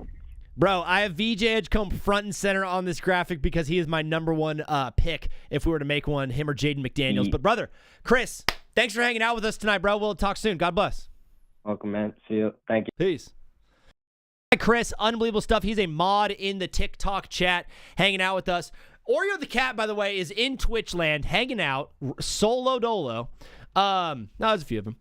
And he is just defending his Spurs left and right, having to hear it from New York Knicks fans. It's also 5-0 Seattle over the Athletics. We're watching daytime baseball on TBWZ. What is up, brother? You are live on TBWZ Widescreen Radio. What's your name? Where are you calling in from? My name is Nathaniel, and I'm from New Jersey. Nathaniel from New Jersey. Unbelievable stuff, brother. My only rules on this show are to keep it clean and bring the heat. So, brother, can the Knicks win the NBA Finals? I don't see why not. I know, especially you've doubted the Knicks against the Hawks, then the Sixers, and then I saw you finally went on with them against the Cavs. Yeah. But you didn't believe in them enough. You got them in 7, I think, right? Yeah, I had the Knicks in 7. Yeah. So I feel like it's just this team has thrived off people doubting them, especially in the New York media. Mm-hmm. Dude, it's crazy. Like, you know, after Game 3, every Knicks fan in the world was trading away Cat and Mikal Bridges and firing Mike Brown. And then Mike Brown just pressed all the right buttons. And now all of those losers in sports media are now like, well, wait, actually, no, the Knicks are really, really good. At least I stood on business and stood by it. Am I right? Yeah. There we go. Brother, who do you think you match up better against, the Thunder or the Spurs? I'd say either team I feel like we have a chance against. I would probably rather the Spurs since we've beat them this season, but then they've also beaten us. But OKC I'm not mad about because we played OKC twice in the span of like 5 days this season, and we did go 0-2. But one game we lost by 3 in the Garden, and the other game we lost by, I think, like, I don't know, maybe like 16 or something like that. But we also were missing a lot of big players, and it was the time where Shamet was out, Deuce was out, and Anunoby was constantly a day-to-day. So I'm not worried about either team, really. Nathaniel, it's a good take. We did have Cole call in and drop the stat of the day, which was the Knicks have not beat the Thunder since December 2023. I know it's completely different teams, but just hope you can get past the boogeyman in this one. Nathaniel, before you go, today's question of the day is, what NBA player would make the best NFL wide receiver? I'm going to say Anthony Black from the Magic.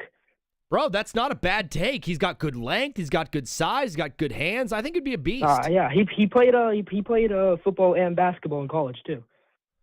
Where did he play? I forgot. I just know he played both. Wow, that's a great take. That might be the number one take so far. Nathaniel, God bless, bro. Thanks for calling in. Thanks for following the show. We'll talk soon. You too. Bye. I love that guy, specifically that dude, Nathaniel, because he said he's been keeping receipts. He's been watching this show now for the past 2 months. He saw me doubt the Knicks every single step of the way. And he stood on business, and he called into the show and said, hey, you've been doubting us, and now we're here. And I absolutely love that kind of energy coming from the chat. Paulo Banchero will be a good tight end. That's a great take, Oreo. What is up, brother? You are live on TBWZ Widescreen Radio. What's your name? Where are you calling in from? My name is Braden. I'm from North Carolina. I called in yesterday. Yes, you did. And B is in the chat saying Anthony Black played at Arkansas. Thank you for the wisdom. Braden, calling back into the show. Today we're jumping on this idea of can the Knicks win the finals? Braden, what do you have for us? Okay, so, all right, I'm going to keep it honest. I absolutely despise the Knicks. Okay. In the Hawks series, I really wanted them to lose so bad, like genuinely so bad. I wanted them to lose so bad. But now that they're here, I have to be honest with it. Yeah. I think they can. I think they have a big shot. I think they have a bigger shot than a lot of people are saying they do. Yeah, dude, I'm a Knicks doubter as well. I picked the Sixers against them. I picked the Hawks against them. I thought they were going to get taken to 7 by the Cavs. Every step of the way, I've been loud wrong. And now I'm like, after hate watching this team for 2 months, I'm like, I kind of love this basketball team. Yeah. They represent we've been talking so much this year about unethical hoops. They are one of the more ethical hooping teams out there. They've got depth, they've got size, they've got underdog mentality. They've always been doubted. I mean, I hate to say it, but gosh darn it, dude, I hate Knicks fans, but I love this Knicks team. Yeah. And I know I only have a short time on the call, so I'm going to ask this. Now that we're on top of the Thunder and stuff, would you say Kevin Durant all time is considered a top 15 player for you? I mean, are we adding in Michael Jordan and Wilt Chamberlain and all those guys? Yeah, we're saying all time on your all time list, top 15. Do you think Kevin Durant's somewhere in there, top 15? Oh man, it's so tough because he's one of the best scorers I've ever seen in my life. I would have to really do a deep dive on it. He's gonna be close. And I was going to say that I think Shea, maybe just now, but if he went the second ring, clearing, I think he has already submitted himself better all time than Kevin Durant. And I think he is already, or if not, will be a top 15 player in the league all time. It's a great take. I absolutely love it. Braden, before you go, brother, question of the day. What NBA player would make the best NFL wide receiver? Wide receiver? Yeah.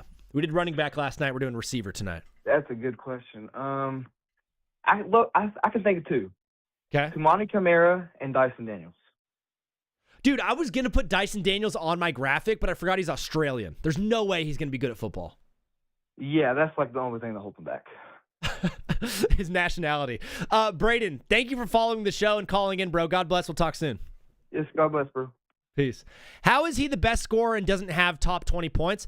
I said he's one of the best scorers. McGar, 5. It's now 5-0 Seattle. That's such an interesting question. Okay, if we just did 15 players that I think are better than Kevin Durant all time. Real quick off the top of that. LeBron James, Michael Jordan,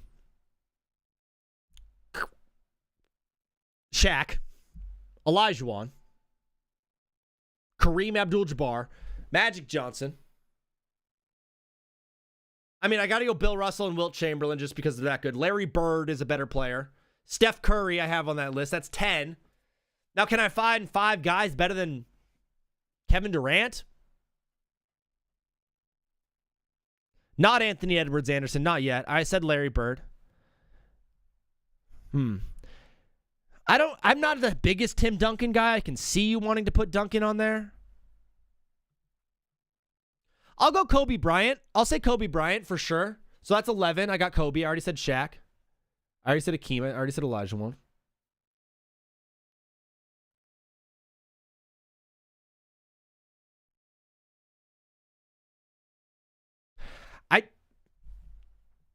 Kawhi, I hear Kawhi. I'm not even going to entertain Karl Malone. Steve Nash is a 2-time MVP, but I don't think I would put Steve Nash above KD in my all-time rankings. Giannis is a really, really good one. I'd say, I'd probably have Jokic above him, so that's 12.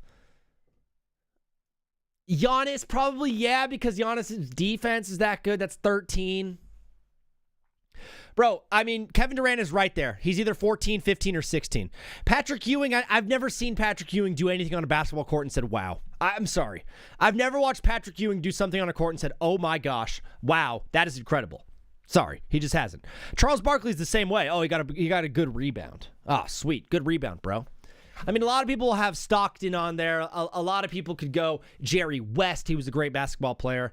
Did I even do all the all-time great Lakers? I did Magic. I did Kareem, Wilt, Kobe, Shaq. Nash is not better than Kevin Durant. Draymond Green, yeah, Mahogany 6. Let's go Draymond Green. That's a great point.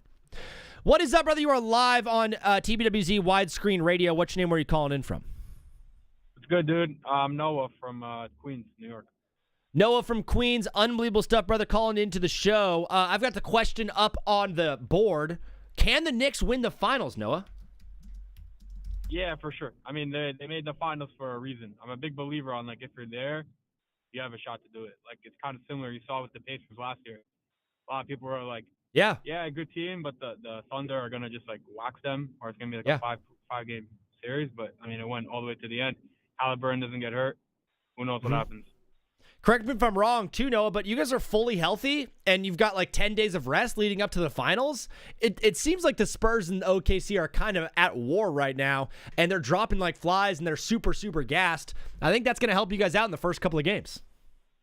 Yeah, for sure. I mean, it's going to be a pain going to OKC or San Antonio, but it's kind of reminding me of 2016, the Western Conference Finals. I mean, that was a dogfight. Yeah. And the Cavs just ran through, I believe it was, I forget if it was Atlanta or Toronto. I think it was Toronto or maybe Boston. One of those three, I forget. They ran through whoever they faced, and they got rest. And granted, I mean, I know they were down 3-1, but still, like, the fatigue caught up to Golden State. Yeah. That was a big factor. So I think that's something that can definitely factor into, you know. Yeah, and they've played 14 games in the postseason. I mean, the Spurs have already played 16, right? So, like, and you can see what's happening to the Spurs on that side. Someone called in, though, and said he doesn't think that the Knicks have, like, a true, like, point forward type defensive player to slow down SGA. Like, the Lakers had Marcus Smart, and we've already seen like Champagnie and Carter Bryant have done to SGA. What say you about not having, like, a true perimeter defender to stop SGA? I think they have the players to definitely limit what he can do. Okay. I know he's faced off against much different players, but you watch Mikal Bridges this playoffs. I mean, he's been really good navigating through screens. Ball pressure he's been very solid on. He's kind of been speeding up the pace and making offenses uncomfortable on defense. Yeah. I think they do have the perimeter guys, but not to stop anyone like Shea. I feel like the only thing you can do is just slow him down, which I think they can do. It's a great point. No, we got to run with today's call, but before you go, question of the day is, what NBA player would make the best NFL wide receiver? NFL wide receiver, Derek White, because he jumps really high and has a long arms. Derek White is a great play. Noah, thanks for calling in. Thanks for following the show. God bless. We'll talk soon, bro. Yeah. Derek White on the board right now. My guy Hectic is going to call in right now. Guys, if I love all the TikTok people, but I've got some. Oh, Julius Erving. Yeah. Julius Erving is a great call. Penny Hardaway is better than KD all time. Nah. No. Tracy McGrady, not Mello. My guy Hectic came over to TikTok and said, "Can you take my call?" I always take my Twitch followers' calls. So my guy Hectic from Twitch is hopping on right now. What's up, Hectic? How you doing, bro? Yo, what's up, man? Dog, I've been asking people all day long, can the Knicks actually win the finals? What say you, Hectic? Yeah, so here's the thing. This is Peyton, by the way. Yeah. So the thing about the Knicks is their fans act like they have it so tough, and they barely went through anything. Huh. I mean, they had Carmelo Anthony. Sure. One of the greatest scorers ever. After that, they had Porzingis. They've had so many good players. My favorite player growing up was Malik Monk. All right, and Kemba Walker. And they went, Kevin Knox. Kevin Knox was just a draft bust. We drafted Frank Kaminsky with the 7th pick. Kaminsky is an all-time classic name in Charlotte Hornets history. Brother, I mean, I hear you, but from 2001 to 2022, they only had 3 seasons above 500. But you're a Charlotte fan. Did you? I haven't seen the Hornets win a playoff series in my lifetime. I'm a grown man. Dude, I had a Knicks fan that was 15 years old called in. Series. I had a 15-year-old Knicks fan call in and say that he knows pain and suffering, and this is like the best. It's so rough for him out there. I'm like, brother, you don't pay rent. You don't know true pain and suffering. I have to watch a team that was managed by Michael Jordan go out every other day and just they played basketball. Yeah. They did. They were a basketball team. You can give them that they at least played basketball, but they didn't play it very well. Whew. And that's my main thing with Knicks fans. I hope they get obliterated in the finals. I hope it's literally a beatdown. And I hope they never recover and the team dismantles after that and they trade away and tank. I absolutely love the idea of like it's the most elation New York fans have ever seen, and then they look west and then there's it's a just 7'5" and torn to shreds. That'd be great. It'd be the best thing for you and I, true haters. Peyton, unbelievable stuff. Before you go, question of the day: what NBA player would make the best NFL wide receiver? Okay, so I was thinking about this because I heard the question a lot earlier. Yeah, and I think one of the Thompson twins would just be, a disgusting red zone threat. Oh, dude, I have Amen Thompson on this list for a reason. 6'7", he would be unbelievable. 45-inch vert, dude. Yeah. And he's got speed. Throw the ball up to the goalpost and he'd go up and grab it. So. Amen Thompson is a great addition. Peyton, one of my favorite callers. Thanks for calling in. We'll talk soon. Oh, yeah, man. Have a good one. Peace. Andrew, I've got Jaden McDaniels on the graphic. I got him right next to Amen Thompson. I got him on the graphic. Ant-Man is also on the graphic, GB. The names that I've seen that have not been on the graphic that are very good, Emmanuel Quickly got me. Anthony Black was really, really good. Cade, okay. Derek White was very, very good as well. My brother Ethan calling into the show. What is up, brother? Hi. Right now, how you doing? Right now, I'm doing good. Just make sure you mute the stream behind you so it doesn't bleed through. But Ethan, you're calling into today's show. The question I'm asking everybody is, can the Knicks win the finals? Me and my buddies on the bus were just talking about that, and we say, no, not at all. Really? We hope the Spurs. We hope the Spurs will win because I've seen these refs, and the refs are horrible in these games. I actually, you can't see me, but I actually have like a little bit of an imitation of what the ref calls. Okay? I can't see you, probably for legal reasons. That's a good thing. But please just paint the picture. We're all going to close our eyes, and we're just going to picture the sound of the referees making the calls. Okay. Here's Shea dribbling. Okay. He shoots and foul, even though there was not even a touch. And, there's no one on the court right now. You know who they call it? Who? The mosquito on his arm. It's really affecting him. Now, let's go to Wemby getting hit. Okay. No foul. I didn't see anything. No foul. I didn't see anything. Nothing. There's totally all ball on that. That's my imitation of both sides of the game. Were you actually dribbling a basketball right there? Yeah. You are the first caller in TBWZ history to utilize a prop. That is, Ethan, that is levels above that I cannot explain. That is unbelievable stuff, Ethan. Before you go, question of the day, what NBA player would make the best NFL wide receiver? I've got two. I've been hearing this question. One, I obviously got to say. Ant-Man. Anthony Edwards. He now has 2 votes. He's got the jump. He got everything. He's got the color going for him, too. What's the other person? This one is going to be, this one you're not going to expect, but, I'm actually going to say LaMelo Ball. I feel like he could trash talk his opponents, and then he could head tap someone. I feel that. Do you think, though, that he would be able to handle getting hit?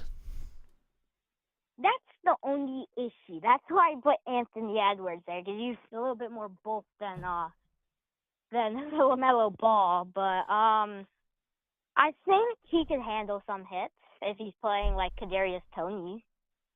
I think that is a great take. Remission Soldiers in here saying, good work, Ethan. Go Spurs, go. Ethan, you're the absolute man. Unbelievable stuff. Thank you for bringing in that ball and painting that picture for us. What? Can I ask you a question? Oh, yeah, sure. 2 questions, actually. Do you think the Knicks are winning it all? Maybe. What's the next question? And would it be possible to clip that imitation? Maybe. I don't know if I have too much time for editing, but it was a great call, and if I don't have anything funny that I say throughout the show, I'll definitely clip that out. But Ethan, you could also go on Twitch right now, and you could clip that yourself. So if you hustle over to Twitch, you could press clip. Someone will clip it for you right now. Oreo will clip that for you, and it'll be available on Twitch. Okay, thank you. All right, bro. Peace out. Steph Castle at wide receiver said Remission. That's a good take. Steph Castle would be a good wide receiver, absolutely. But the question we're trying to answer today is, can the Knicks win the finals? Brother, my friend Danny from Florida, what is up, brother? Look, this isn't Danny. This is Charles Barkley that's calling, okay? Oh, wow, Charles, thank you. First time on the show, Charles. I done told you last night the San Antonio Spurs lost because of them damn big women in San Antonio, okay? Wow. Wembanyama was eating, and he saw a big fat lady, and he was just playing terrible, okay? Mm-hmm. Now, all I'm going to say is this. Oklahoma Thunder, get your popcorn ready, because they're going to beat New York, and that's it. Charles, unbelievable stuff. Are you excited to watch the matchup, Charles? I'd be more excited if there was pretty women on the sideline. Do you think there's prettier women in Oklahoma City or in New York City? I'm going to say Oklahoma because the women in New York, I mean, they just ratchet. Charles, unbelievable stuff. Is there any chance, like, maybe this is a crazy thing, but is there any chance, like, you're next to Shaq? Like, if Shaq was there, that could say, like, who he thinks will win the finals? I'm going to hand you the phone to him. Hold on.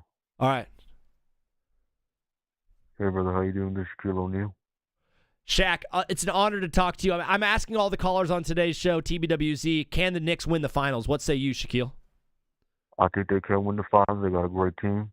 They got everything going, motion in the ocean. And everyone's been talking about that Western has a better teams, but no, New York's going to take care of business. Shaq, unbelievable stuff. Thank you to you and Charles for calling in. God bless you guys. We'll talk soon. God bless. Wow. 2 nights in a row, guys.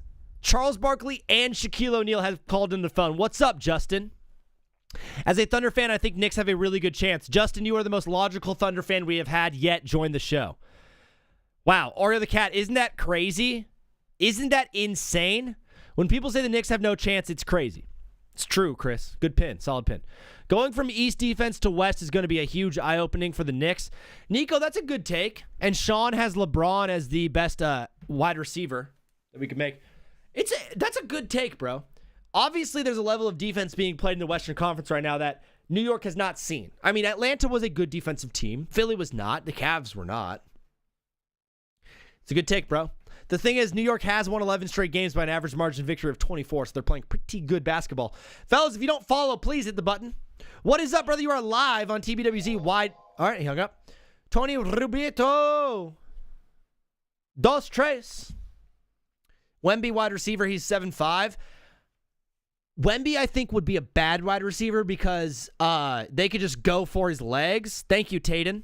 They could just go for his legs. He's also French, so he doesn't, he doesn't have like that tenacity to him that you need to play football. The guys on this list that I have up here, outside of maybe De'Aaron Fox and SGA, they're not soft, right? They're not soft. You cannot be soft and play wide receiver in the NFL. So for that reason, the fact that Victor Wembanyama is French, I just equate that to him being potentially soft and not really being able to play in the NFL.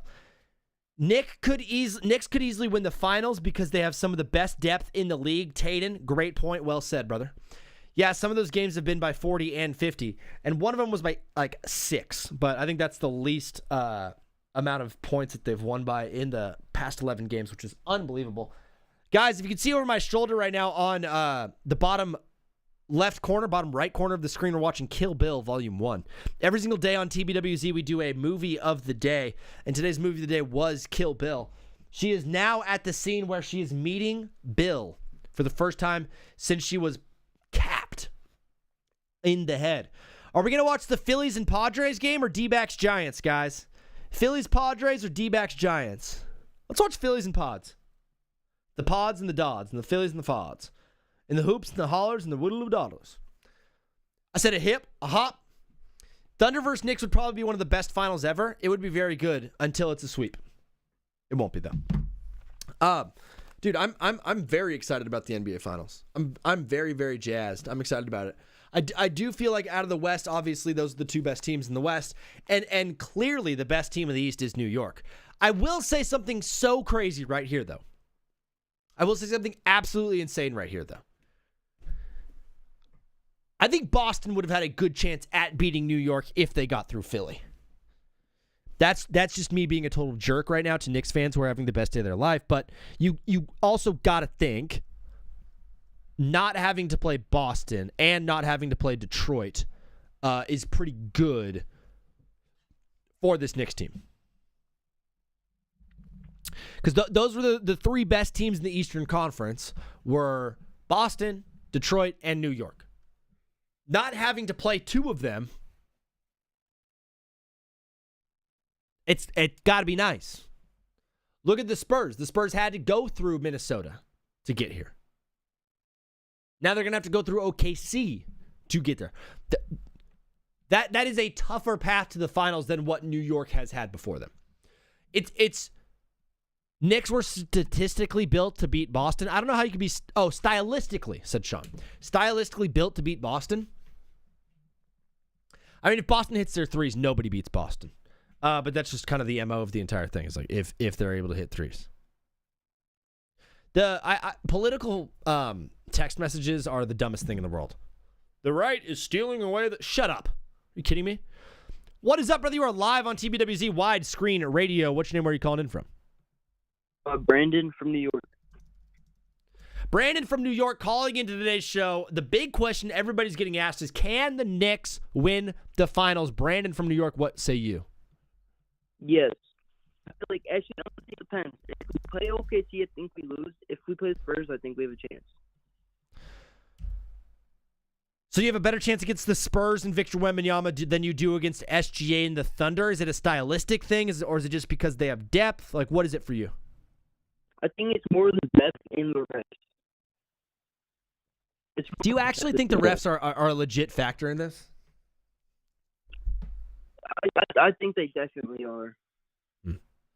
I like it, Brandon. You're breaking up a little bit. Can't hear you too well. But before you go, brother, I think it's a good take. Question of the day is, what NBA player would make the best NFL wide receiver? Ooh, best NFL receiver? Yeah. I'm trying to think of like a taller player, probably not a taller player, but like a shorter player because receivers like aren't really 6'5"? as tall as basketball players. Like 6'4", like 6'5", 6'3". Yeah. I Has got a good hot take. speed. I feel like Wemby would be a great one. Yeah, you went for a shorter guy, and then you just chose the tallest in the entire league. It's a great take, Brandon. Unbelievable stuff. Wemby is officially on the board. Brother, God bless. Thanks for calling in. We'll talk soon. Low-key Zion? Dude, Zion is a good take. Zion's not a bad take at all, because Zion is, 6'5", I believe? He's just so fat. He's so big. Zion would be an unbelievable tight end. Now, if we did what NBA player would be the best tight end, it's Russell Westbrook. Bishop King, I love that take 4 years ago. I would have loved Russ to be a wide receiver. Now, I don't know as much. Like, Zach LaVine was a guy who I would have had on this list a couple of years ago. Zion is genuinely DK Metcalf. LeBron is a tight end. Desmond Bane is a fantastic take. Fantastic take. What is up, brother? You are live on TBWZ Widescreen Radio. What's your name? Where are you calling in from? Alex, and I'm from Philadelphia, PA. Alex from Philly. Hey, Namer, thank you for the follow, brother. Alex, you're calling in to today's show. I've been asking everybody, left and right, can the Knicks win the NBA Finals? No. You're just a firm no. You have played them in a head-to-head series now. Why can they not get past whoever wins the West, Alex?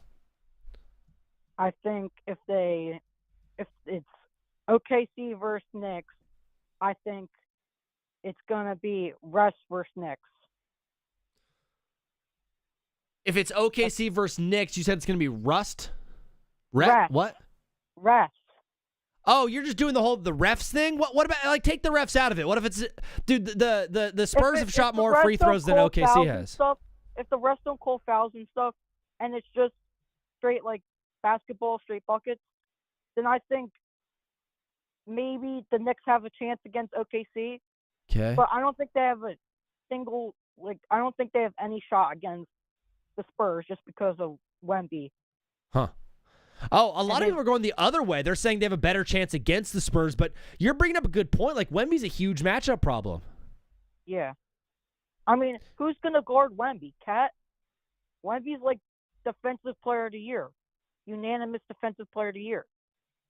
And it's true. I think a lot of people were saying Mitchell Robinson is a Wemby defender and he can stop Wemby. But if they have Mitchell Robinson in all game, he's going to get hacked and put on the free throw line 100 times. Yeah, I agree. Alex, it's a good take. I absolutely love it, brother. But before you go, I know you know ball. The question of the day is, what NBA player would make the best NFL wide receiver? I think Anthony Edwards would be the best NBA or NFL wide receiver. That is the third vote for Ant-Man, who's currently in the lead. Alex, God bless you, brother. Thanks for following the show and calling in. We'll talk soon. Yep, thank you. Peace. They can hack a Mitch all they want. They beat the Spurs already in the cup before we got better. It's true. That's back when the Knicks were dude, the worst part about this entire thing, and I hate to do this and be this guy. Thank you for the follow, Alex. The thing that sucks so bad is going into the playoffs, I was like, the Knicks are not very good. And guess what, brother? I was right. The Knicks were not very good going into the playoffs. They weren't. They were the 3 seed in a weak Eastern Conference. They had all the talent. They had a ton of momentum. They had a great amount of experience. But the Knicks were not a good team this season. I did not watch the Knicks play in the regular season and said, wow, that is a team that could win the finals. Even up until Game 3, they were down 2-1 to the Hawks. And I was sitting here parading around dude, I was right. The Knicks are not good. I told you the whole time, and I am loud right. And then Mike Brown switched everything, and now they're the best team in basketball. 30, 40 games ago is such a different team than what we're seeing right now from New York. When I look at the Spurs or the Thunder on the other side, those teams have been playing pretty much the exact same way all season. I know Wemby was on a minutes restriction early, but wow, Chris Sanchez is so good at baseball. Prime D Rose would be the best wide receiver. Oreo the Cat, what a take. But I was right about the Knicks not being very good. And then they made all the adjustments in the world, and now they're the best team in basketball. It's unbelievable. What is up, brother? You are live on TBWZ Widescreen Radio. What's your name? Where are you calling in from? From state? Which state? Yeah, what state, and then what can we call you? I'm calling from Michigan, and you can call me Ahmed. Can I call you Wolf? Wolf? Yeah. You can call me what's it called, Mike. I could call you Mike from Michigan. Unbelievable. Well, you're calling into the show. I've been asking everybody, can the Knicks win the finals? Mike from Michigan. Of course. Is that all? No. What was the question you were asking about which NBA player can be an NFL wide receiver? Mike, it sounds like you're trying to troll me and do something silly. I swear I'm not. Why are you laughing? Yeah, why are you laughing? I'm just going to hang up on Mike. Sorry, brother. And Mike, that is very, very tough for you, but you've also just been blocked officially on the TBWZ phone line. Mess with the bull and get the horns, brother. Mess with the bull and get the block. I feel like the Spurs fans are sore losers. They only blame the refs when they lose. Justin, I don't want to call Spurs fans sore losers because my most loyal listener is a Spurs fan. And I want to be nice to him. But the idea of people calling into today's show and saying they have no chance against the Thunder because the refs are on their side, that is just a complete fabrication of the truth. That is so far from accurate. The refs are not on OKC's side. The Spurs have shot more free throws this series than OKC has. I know a lot of people saw what Hartenstein was doing inside to Wemby and be like, that's a foul. They're not calling it. That's hard, physical playoff basketball. The same guys that are complaining about the Thunder are playing too physical and the refs aren't calling fouls are the same guys that were complaining about them being soft. It's not a two-way road. Do you want them to play hard, physical, playoff-style basketball, or do you want the refs to blow the whistle every single time someone gets touched? Because I personally have watched this entire series, every game, and maybe 2 or 3 times I've been like, wow, that was a bad call from the referee. But never once have I thought to myself, wow, the refs are on OKC's side. It is such a sore loser take, you're right, to say like, oh, it's not the fact that my team isn't good, or not the fact that we can't adjust, or not the fact that we have no answer for the defensive rotations, or the fact that Wemby's getting tired, or the fact that Mitch Johnson is doing a pretty poor job of coaching this team. The coaching from Mitch Johnson has not been good in this series. If you watch the way the defense rotates, they're throwing a soft double at SGA almost every single time he's coming down the floor. And the help defense, he's collapsing the entire defense on him once he gets into the paint and leaving wide open shooters around him. The amount of times I've seen a wide open Thunder player just cut to the basket because Wemby is out on the free throw line, help defense on Shai Gilgeous-Alexander, and there's just a wide open guy underneath. The defense has not been good for the Spurs. Mitch Johnson has not coached well.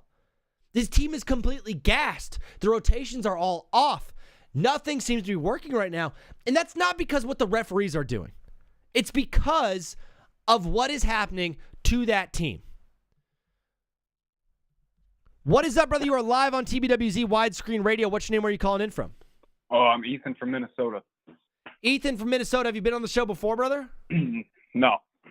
The only rule is to keep it clean and bring the heat. So, Ethan, you're calling into today's TBWZ. I'm asking everyone, can the Knicks win the finals? I think it would be really like hard for them to. And I think whatever team comes out of the Western Conference has a way better chance. But I think the Knicks could pull it off with their fans and energy. Yeah, the energy coming from Knicks fans is unbelievable. It'd be cool for them to win it, but also it would be the most annoying offseason of all time if the New York Knicks actually do win the finals. Are you a Minnesota Timberwolves fan? Yeah, diehard Timberwolves fan.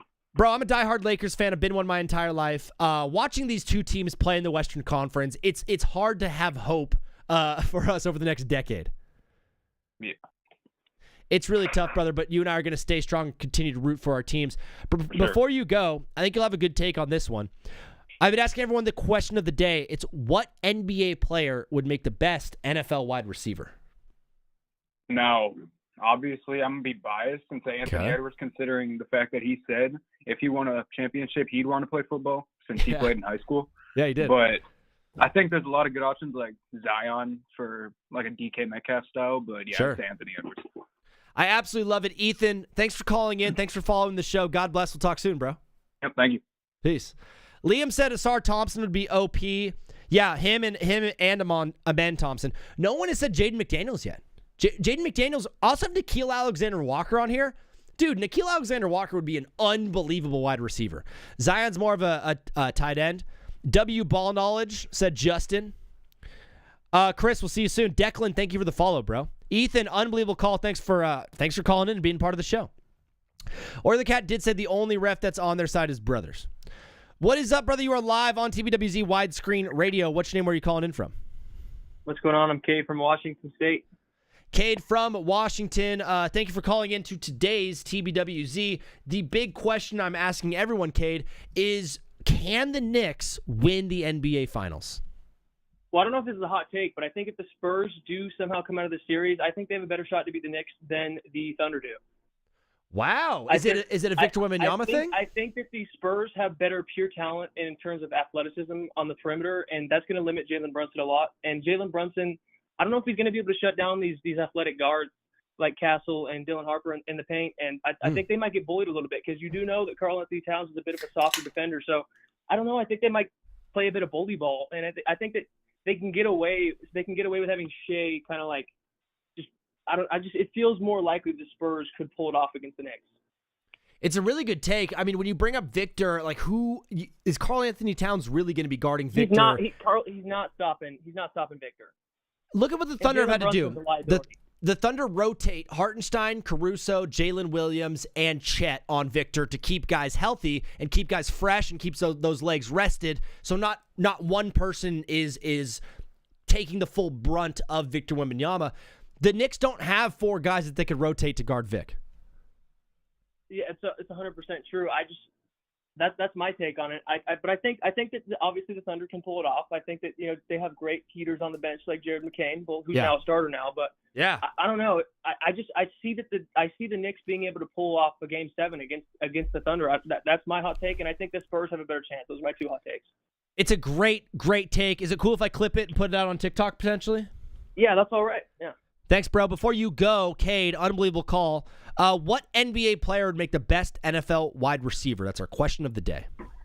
Ooh, I would say prime Russell Westbrook, but I can't say that. But I'd say Anthony Edwards, like the last caller. Anthony Edwards has unbelievable hands. He can catch passes, do windmill dunks. He has incredible athleticism. I think 42 is vertical. Absolutely amazing athlete. It's got to be Anthony Edwards. Cade, unbelievable call on today's show. God bless you, brother. Thanks for following. We'll talk soon. You too. Have a good day, man. Peace. What a great dude right there. What a great guy. Unbelievable stuff from that homie. World, you said you keep calling in. World, what's your area code? What's your area code? Let me see if I could find you.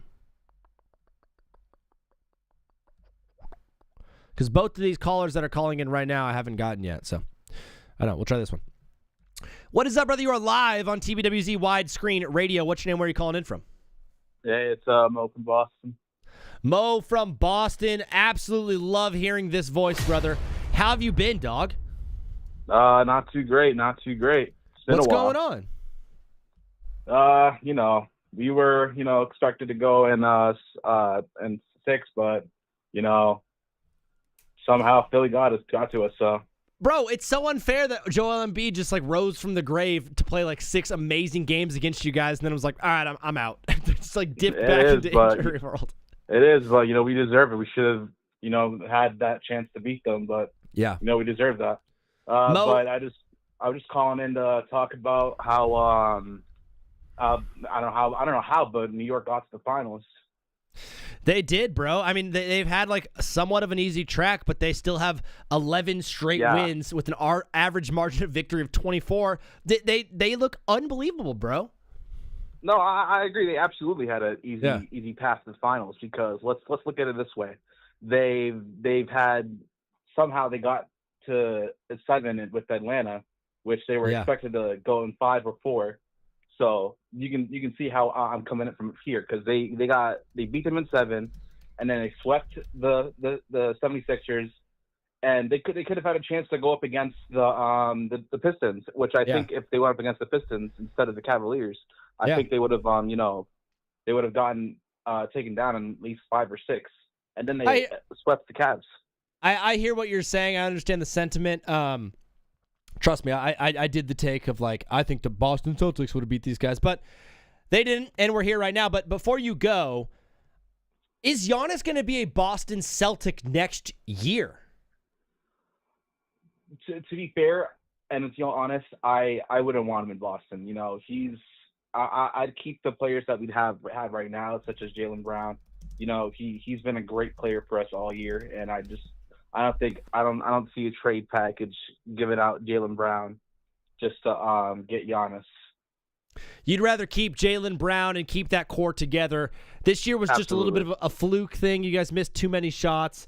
You'll be back next year. I think the Celtics will be fine. Yeah, we'll be back next year. Either it's the 3rd or the 2nd seed. Yeah, I absolutely love it. Mo, thanks for calling into the show, brother. We'll talk soon. God bless. All right, see you. Peace.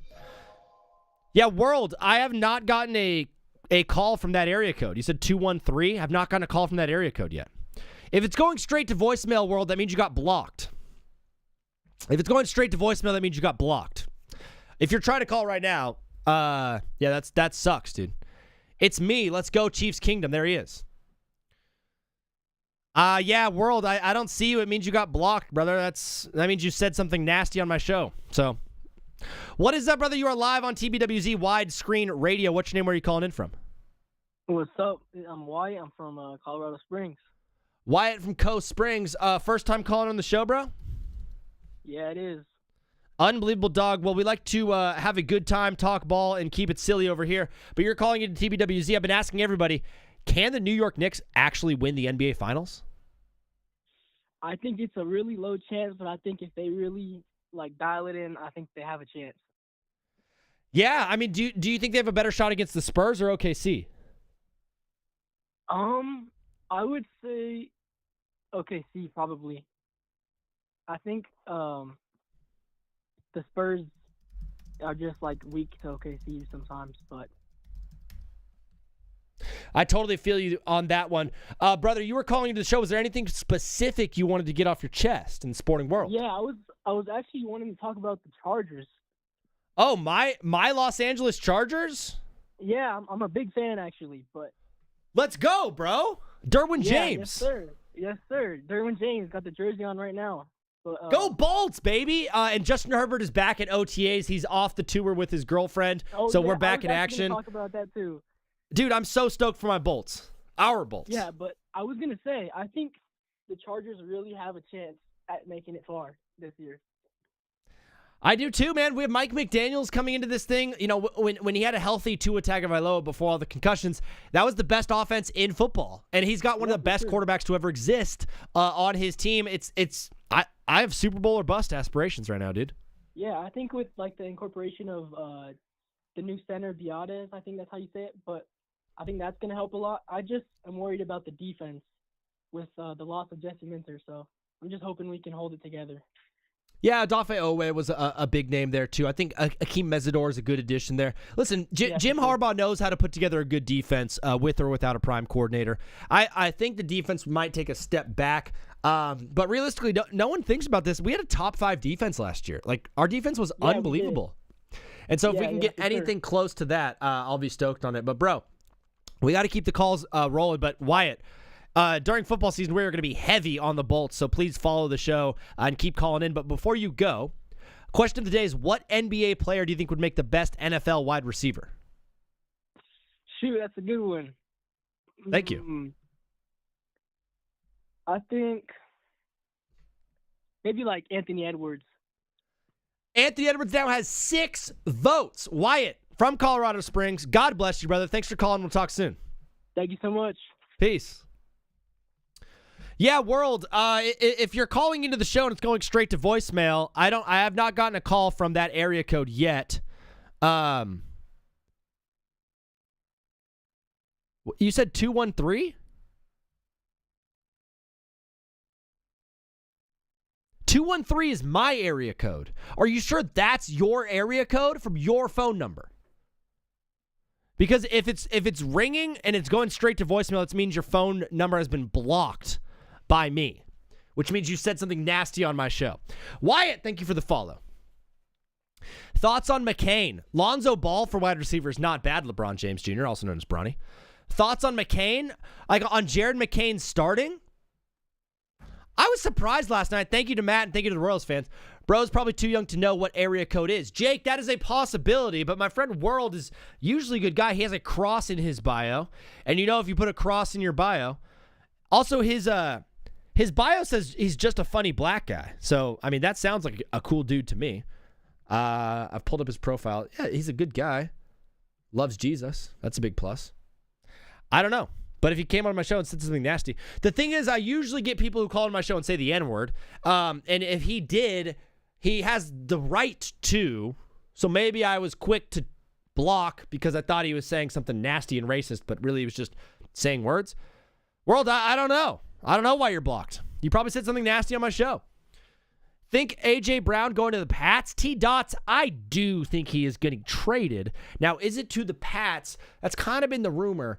I don't know how much the Mike Vrabel and Danny Rossini thing has kind of, maybe pumped the brakes on that whole situation. You know what I mean? I think A.J. Brown is on the move. So June 1st, guys, in 4 days, the new NFL season begins, essentially. So we're going to see some trades happening starting June 1st. Some guys will be on the move. So I don't even know. I think I do think A.J. Brown will be on the move. I can't see him being back in Philly. I've never even been on a call. World, what is your area code? Because you said 213. That's my area code, though. That's my area code. Are you also a 213 area code? Are you in Los Angeles? Knicks can honestly win against OKC, and I'm not trying to rage bait or anything. Park, I don't think it's rage bait at all. I think it's a good take. Kyrie to the Timberwolves or Pistons. I would love to see him paired up with Anthony Edwards. Allowing Anthony Edwards to play off ball. Man, Joe Bands, that is a great take. Unbelievable stuff. Jake said, does the Celtics fan that called think the Knicks path was easy? No, Celtics didn't see a team greater than a 4 seed in 2024. Well, Jake, everyone and their mother was calling that Celtics team. They said they had an easy path. So everyone was making fun of those Celtics. I think they're just upset now, so they're going to what are they going to do? They're going to do what you did to them. They're going to be like, well, you had an easy path. Do you think the Spurs wanted to injure McCain at the end of the game? Wasn't that weird? Wasn't that strange? All of these Spurs fans are talking about the referees are on OKC's side. They're doing dirty and nasty things to us and to Wemby underneath the basket. The dirtiest thing I've seen so far in this series is whatever Kelly Olynyk did. It was weird. Anthony Edwards wins the Father of the Year. Congratulations to Anthony Edwards. You are the Father of the Year. My area code is 334. Okay, so I've seen your phone call. World, you just call back in. I got you right here, bro. Call back in. I'll take your phone call. Knicks can win against OKC. It would take 7. I think they can beat the Spurs in 6. Braden, I like it. Sean, no, they for sure tried to injure him, and that's messed up. I need to watch the play. I'll watch the play on Twitch once I hop off TikTok. What is up, my brother, calling into the show? Finally, what's your name? Where are you calling from? My name's Jaden. I'm calling from Alabama. Jaden from Alabama. Dude, such a funny mix-up there. You were like, my area code. I was like, I think you might be blocked. But, Jaden, you're calling into the show. What do you want to talk about today, bro? I was talking about the Knicks and their path to the finals. Yeah, a lot of people are saying it was an easy path. What say you? Honestly, I don't know about that. I feel like we've had some easy paths, but I feel like our toughest game. Well, I mean, it wasn't really tough, but game 2 and 3 against the Hawks. Yeah. Where we lost by 1 point both games. Buzzer beaters. Yeah, both buzzer beaters, by the way. That's crazy. Yeah. And then we've been on an 11-game streak ever since, or 12 games, I think. It's not wild to say that those 2 shots don't fall. You guys are 12-0 in the playoffs. Yeah, I know, it's crazy, but I feel like if the Knicks get lined up, match up against the Spurs for the finals, I feel like that we can take that game and win it inside 6, maybe 7. You think you can beat the Spurs in 6 or 7? I mean, you did it already in the IST Cup in the in-season tournament. Yep. That was a no minutes restriction for Wemby. So, and dude, you guys are getting a ton of rest, and they're banged up and injured over there in the Western Conference. But then with that though, also I fear a lot of people say I fear OKC. I don't really want to play them. That's kind of a scary matchup. Yeah, I mean they're darn good, brother. The champs for a reason. Jaden, do you play any sports? Do you have football coming up this summer? Yeah, I play football and wrestling. I absolutely love that, bro. Some of the best memories I have in my life were suiting up for summertime, playing high school football, and getting after it with the boys. What position do you play? I play running back and linebacker. I love playing offense and defense because just not even leaving the field. I played safety and quarterback. And so I would throw a pick and then instantly go and play safety and go and get a pick back. Dude, playing defense is so awesome. It's unbelievable. Before you go, Jaden, this is an unbelievable call. You have great energy. I love you, dude. Before you go, what NBA player would make the best NFL wide receiver? Honestly, I feel like I seen his interview, Jimmy Butler. Okay, Jimmy Butler first on the list. I absolutely love that. Jimmy Butler is a great take. Do you have a football team? I go with the Atlanta Hawks. The Hawks, and then are you Roll Tide, Alabama or Auburn? Oh yeah, I'm an Alabama fan. I said Atlanta Hawks. I mean Atlanta Falcons. Atlanta Falcons. Is the dream to play college football in the SEC? No, I don't really want to go to like a big school, honestly. I like it. I like you. Keep tight quarters and have a good time. Bro, Jaden, unbelievable stuff, brother. God bless you. We'll talk soon. God bless, man. Peace. I thought he was blocked for saying something nasty. Like one of the nicest guys, one of the funniest guys to call into the show in a long time. Like just a great dude right there. Jaden hanging out with us. Twitch is so dead right now. OMG. It's funny. Once Oreo the cat goes to baseball practice, the Twitch chat just absolutely dies, but it's okay. This is a interesting conversation, and there's like 33 of you who have been watching the show for a little bit of a chunk now, kind of hanging out with TBWZ. Is there anything that would make you go to Twitch? Is there anything at all that would make you go to Twitch or YouTube? Like if I stopped doing I don't want to say I'm stopping. Is there an age limit? Yes. No one over the age of 80 is allowed to call in. There's an age limit. Jen is here. What up? The funny thing is every time I say there's no one on Twitch, someone's like, I'm here. That just goes to have a great community. It's Take Back with Zach everywhere. On Instagram, on TikTok, on YouTube, and on Twitch. World with the follow. Thank you, bro. Swank Sports. By the way, Cax, there's no age limit. I just kind of ask if you're under the age of 13, I just ask that you get permission from your parents first and show them who I am and be like, yo, it's just, I'm going to call this 30-year-old guy. Is that cool with you, mom and dad? Swank has Anthony Edwards. Unbelievable stuff. I absolutely love it. We are having long conversations today about the New York Knicks being able to win the finals. I wrote a little bit of an essay on the New York Knicks, and I would love to read that for you guys now. The funny part about this whole thing is I started this whole playoff series kind of being an ultimate Knicks hater. But for the first time since 1999, the New York Knicks are going to the NBA Finals. One might assume a trip to the biggest stage in basketball would bring joy and elation for a fan base so eager to win. You might think that reaching the championship destination would be cause for great celebration and expressions of joy and excitement. One would be correct in assuming that 9 months from now, there will be a large spike in babies named Jalen, Deuce, and maybe even Landry. You might see bing bong specials from the halal truck in front of Strawberry Fields, or your teacher showing up to school in a very dusty Amari Stoudemire jersey. You might see babies in blue and orange onesies, bodega owners rocking a Brunson, and maybe, just maybe, some barrel-chested, rotund construction worker with a fresh Larry O'Brien trophy with the year 2026 tattooed on his left shoulder. For Knicks fans across the world and the city that never sleeps, this celebration does not come from a place of joy. It comes from a place of relief. Finally, they say, we are back. New York has been clear about two things my entire life. The first being that if you try to knock them down, they're going to get right back up. And two, this team loves the Knicks. This fan base has been starved of success for the better part of my adult life. The most exciting thing to happen in Knicks basketball up until this point was some Asian dude hitting a couple of buzzer beaters. I hate to minimize Linsanity that way, but if Steve Blake was doing it, I don't think anybody would have really cared. I remember when they got Carmelo Anthony, and for a week straight, the A block on First Take was Skip and Stephen A arguing about, is New York basketball back? It wasn't. For a fan base this passionate and this excited about their team, they don't simply become this level of insane because of how much they love their team.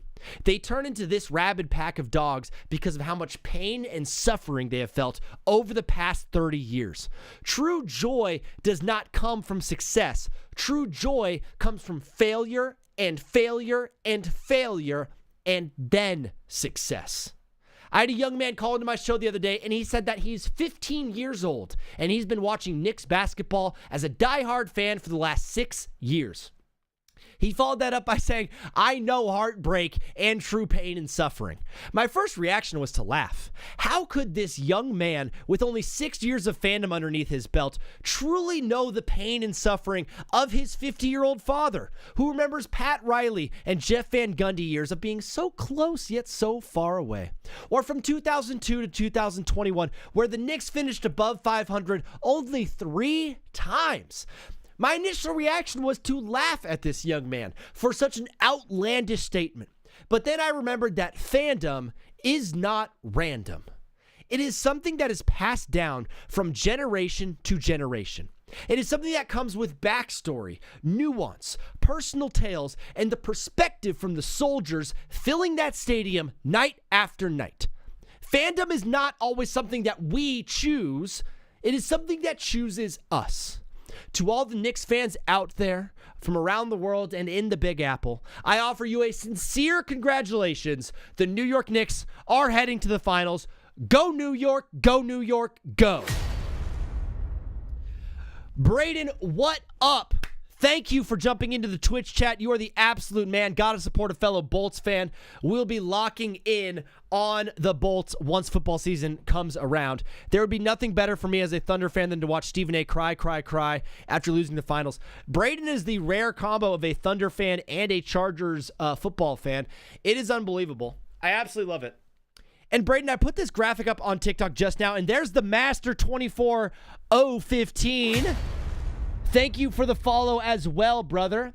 We got the follow from Braden and the follow from Master on Twitch. That is incredible. Thank you for all the support. I have now a graphic of my top 5 trade spots for Giannis Antetokounmpo, and I want to highlight number 2 on there of Oklahoma City. What's up, Oreo? I have Oklahoma City as the number 2 trade spot for Giannis Antetokounmpo. And if they somehow do not get past this team... Oh, Goku fan hit us with a follow? What? Goku, you were already following the show. Did you just unfollow and follow to get a shout out? There it is. If he goes to OKC, it's over for the league, said my friend Jaden from Alabama. I think it'd be the funniest thing in the world, okay? So here's one thing. Thanks, user, for the follow. And thank you, Ewan. Samantha wants the Raptors. What's up, Samantha? Glad to see a woman who loves some ball. Thank you for jumping into today's show. OKC has the best trade package for Giannis. I know a lot of people are saying Boston could trade Jaylen Brown and like 3 or 4 first-round picks. That's a really good trade package. I'm here with you, but realistically, what are those picks going to be?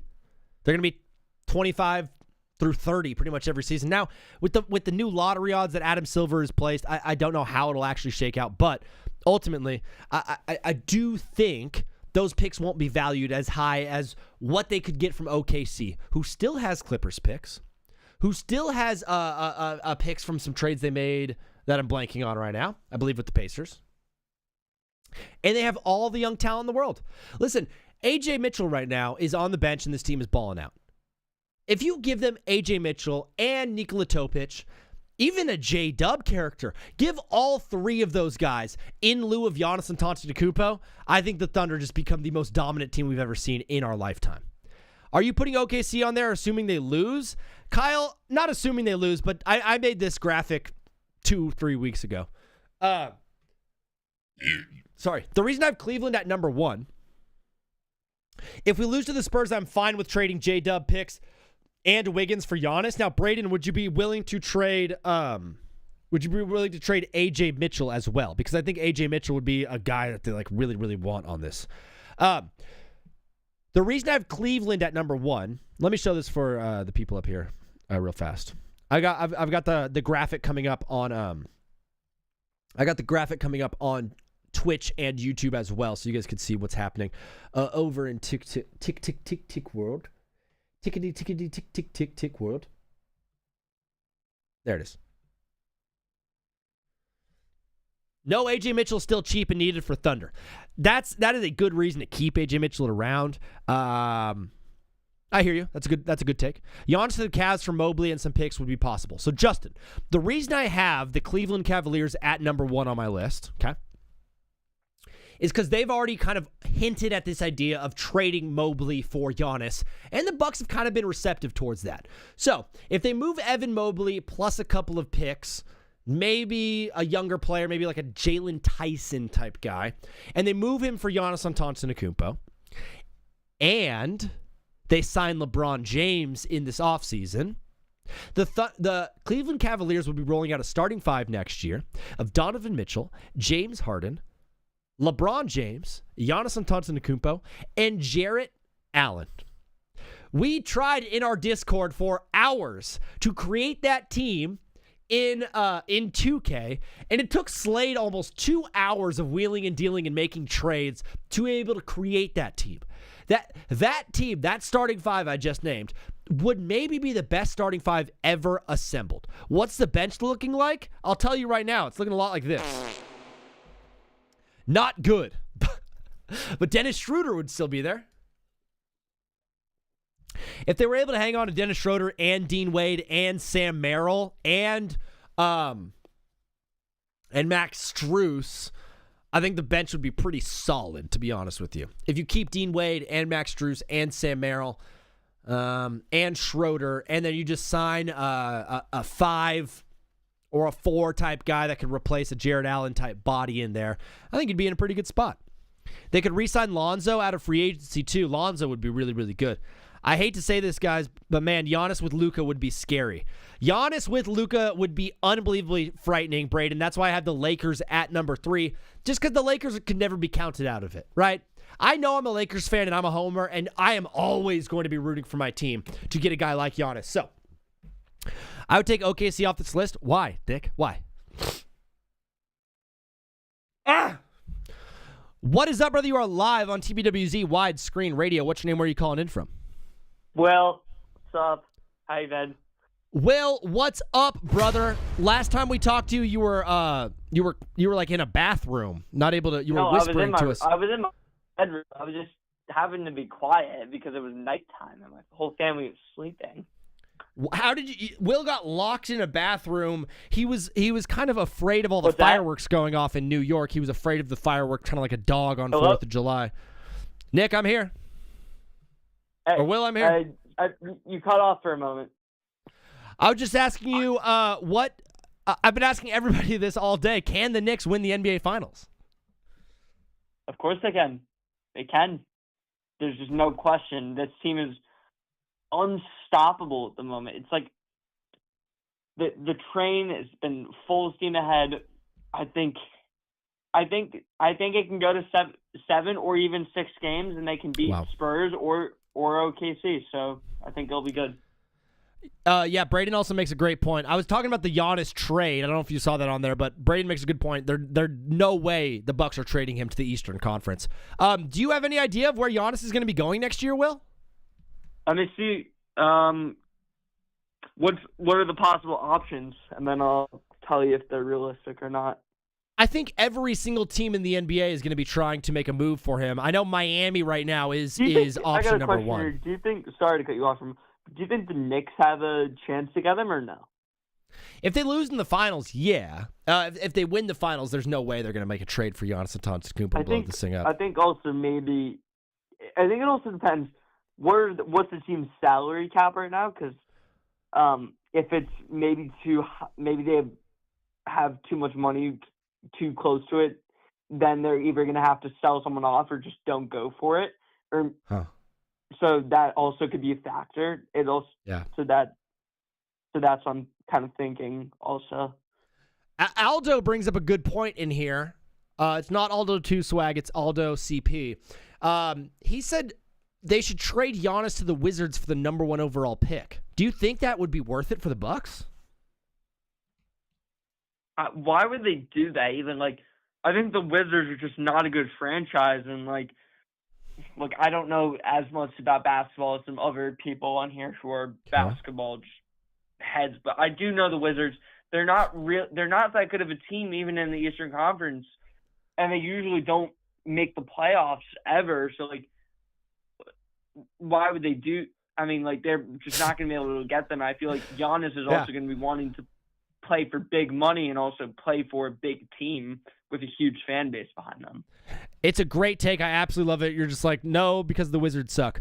Brother, before you go, Will, question of the day, what NBA player would make the best NFL wide receiver? Ooh, that's Jalen Brunson, maybe? No maybes, brother. This is your take. Say it with your chest. I think. Wait. Well, wait. We need. All right. Let's. Who's really fast in the NBA right now? Will, you have 10 seconds left on this call. We'll just Towns. We'll just go Towns. Karl Anthony Towns. Oh my gosh, he's officially on the list. Will, God bless, brother. Thanks for calling in. We'll talk soon. Soon. Karl Anthony Towns would be the worst NFL wide receiver. Will is one of my favorite people ever. He holds the title for worst call in TBWZ history. You can see that clip on TikTok or Instagram. Karl Anthony Towns is the worst take. Will, unbelievable stuff, brother. You never will cease to amaze me. Guys, Braden is in the Twitch chat saying if the Spurs lose in 6, they could pursue Giannis Antetokounmpo. Could you imagine? How would anybody defend Giannis and Wemby? Think of the platoon of soldiers and warriors going out there every single night for OKC to try to defend Wemby. Imagine having to play against Giannis and Wemby at the same time. The Spurs also have a ton of young talent to get it done. Hey, here's Carter Bryant. Here's Steph Castle. That's enough. Carter Bryant, Steph Castle, and 2 first-round picks. I mean, that's enough for me. If I'm walking, I'm like, yeah, sign me up. Because the other thing, something called injuries. Yeah, user, that's a good point. Mark my words, short answer, you couldn't defend it. There it is. Oreo said he's not trading that for Giannis. Oreo, that is no, brother. You are trading Steph Castle and Carter Bryant and 2 first-round picks for Giannis. 100 times out of 100, bro. 100 times out of 100. Maybe Harper over Castle. Okay, so Aldo, if you were Tri-State. Okay, so would you rather? What would be the package for you, Aldo? And Aldo, you seem like you got your head on your shoulders. What's your area code if you call in? Castle is nothing but a taller Westbrook. Giannis is too old. Or you're the cat. You do not have to worry about age when Victor Wembanyama is 22 years old, bro. Justin, thanks for hanging out, bro. You were the man, bro. God bless. Athletic guards are not that hard to find in the modern NBA. You do that trade 10 times out of 10. Mark, that's a great point. There are a million other athletic guards that you could go in the draft, and you could go. I'm sure there's some guys in the G League right now that are good players. Dude, Denny Advia was wasting away in Washington, and then Portland's like, wait, that's actually a good player. There are studs right now in the NBA that are just not in the right system. Like, you can replace Steph Castle and Carter Bryant or Vassell or Dylan Harper easily. Very, very easily over a 5-year period. You cannot replace anything that Giannis brings to the table. What is up, brother? You are live on TBWZ Widescreen Radio. What's your name? Where are you calling in from? Yo, what's up? I'm Alex. I'm from New Jersey. Alex from New Jersey. Have you called in before, bro? No, I've actually never done anything like this before, ever. Well, unbelievable stuff. We are here just to have a good time and talk ball and hang with the homies. All I ask is that you keep it clean and keep it PG at least. But, brother, you're calling into the show. I have a question for you. Can the New York Knicks win the NBA Finals? Oh, yeah, of course they can. Yeah. I think so. Yeah. Are you a Knicks fan? Yeah, kind of. I mean, I definitely want them to win over OKC, but if the Spurs go to the finals, then you go Spurs, Alex, did you come in prepared with a sports take that you had, or you just want to talk a little ball? Yeah, I think I could come up with a take. I feel like because I was watching about your Giannis trade takes, yeah. I just feel like what I saw with Damian Lillard and stuff, I feel like, pairing Giannis with guys like Luka, like you were talking about guys like Luka, I feel like it's just not a good decision just because of how ball dominant Giannis is. And yeah, it's true. Giannis, if you pair him with another ball-dominant guy, like someone is going to have to relinquish shots to the other. And Luka's game is predicated on him touching the ball every single play. And Giannis is similar to that. That's why I think a team like Miami that doesn't really have like a star right now outside of Bam Adebayo, but Bam Adebayo would absolutely be willing to give the rock over to Giannis. Yeah. I'm just thinking like maybe the Bucks should try to pair. Like if I'm Giannis, I'm thinking like I want to go to a team like, I don't know, like the Spurs or like maybe the Pacers once Halliburton comes back. Whoa. But I know that they had like, beef and Yeah, stuff. Pacers would be an interesting team, especially with Halliburton. I do like that. Would you continue to watch basketball if OKC made a trade for him? Yeah, of course. Yeah. Because you are a hoop lover. Evan, I'm doing a question, or I'm sorry. Alex, I'm doing a question of the day on today's show. The question is, what NBA player would make the best NFL wide receiver? I don't know much about football, but I think they got to be fast, right? They got to be fast, they got to be tall, they got to have good hands. Yeah, so I think I'm taking like maybe like young Kawhi or young Westbrook. I absolutely love it. I will give it to you. Kawhi Leonard officially on the list. Bro, Alex, thanks for calling in, dog. God bless you. Great takes. Sure. Yeah, we'll you talk too. again soon, dog. All right, thanks. Peace. Bronny, I did hit you with the follow. I did hit him with a follow. Yeah, I'm going to take 1, 2, 3, 4. I'm going to take 3 more calls. 3 more calls. But here's the annoying part. You got to follow on Twitch. You got to follow on Twitch. So I'm going to take 3 more calls, guys. 3 more calls, but you have to follow on Twitch. So follow me over there and then type in your area code so I know when you call up who you're going to be. And then I will take your phone call if you guys want to do that. 3 more calls or 2:45, whatever comes first. I'm going to be doing, after I end on TikTok, I have an article from ESPN that I'm going to do a breakdown on. They had Ted Cruz and a couple other congressmen are trying to put together a bill to initiate a salary cap right now in college football. So I've got all the details coming at you. I want to talk about a take of mine. I'll take your call, Chad. But you got to follow on Twitch. There's W Mischief. What up, bro? 631 area code. Call in 631. I'm taking 2 more calls after this one from my guy 631. My guy WM. There he is. What is up, brother? You are live on TBWZ Widescreen Radio. What's your name? Where are you calling in from? Hey, my name is Sebastian. I'm calling from New Jersey. Sebastian from New Jersey. Unbelievable, bro. Do people call you Seb or do they call you Bash? Seb. Seb is a great name. You're calling in from New Jersey. Wanted to talk a little bit of hoops with us on TBWZ. What do you got for us today? Well, I actually wanted to talk about the Knicks question we had. Yeah. Can the Knicks win the NBA Finals? Hey, man, I've been a Knicks fan for about 10 years. I'm 18 years old. Yeah. My dad passed down the fan base to me. Yeah. What I've seen from the Knicks, as a Knicks fan, I believe we could take down anybody. But as a basketball fan, we do have a great shot, but not a 100% shot of winning the chip. I do say it will be even better shot if the Spurs or OKC go to 7. Doesn't matter what team comes out.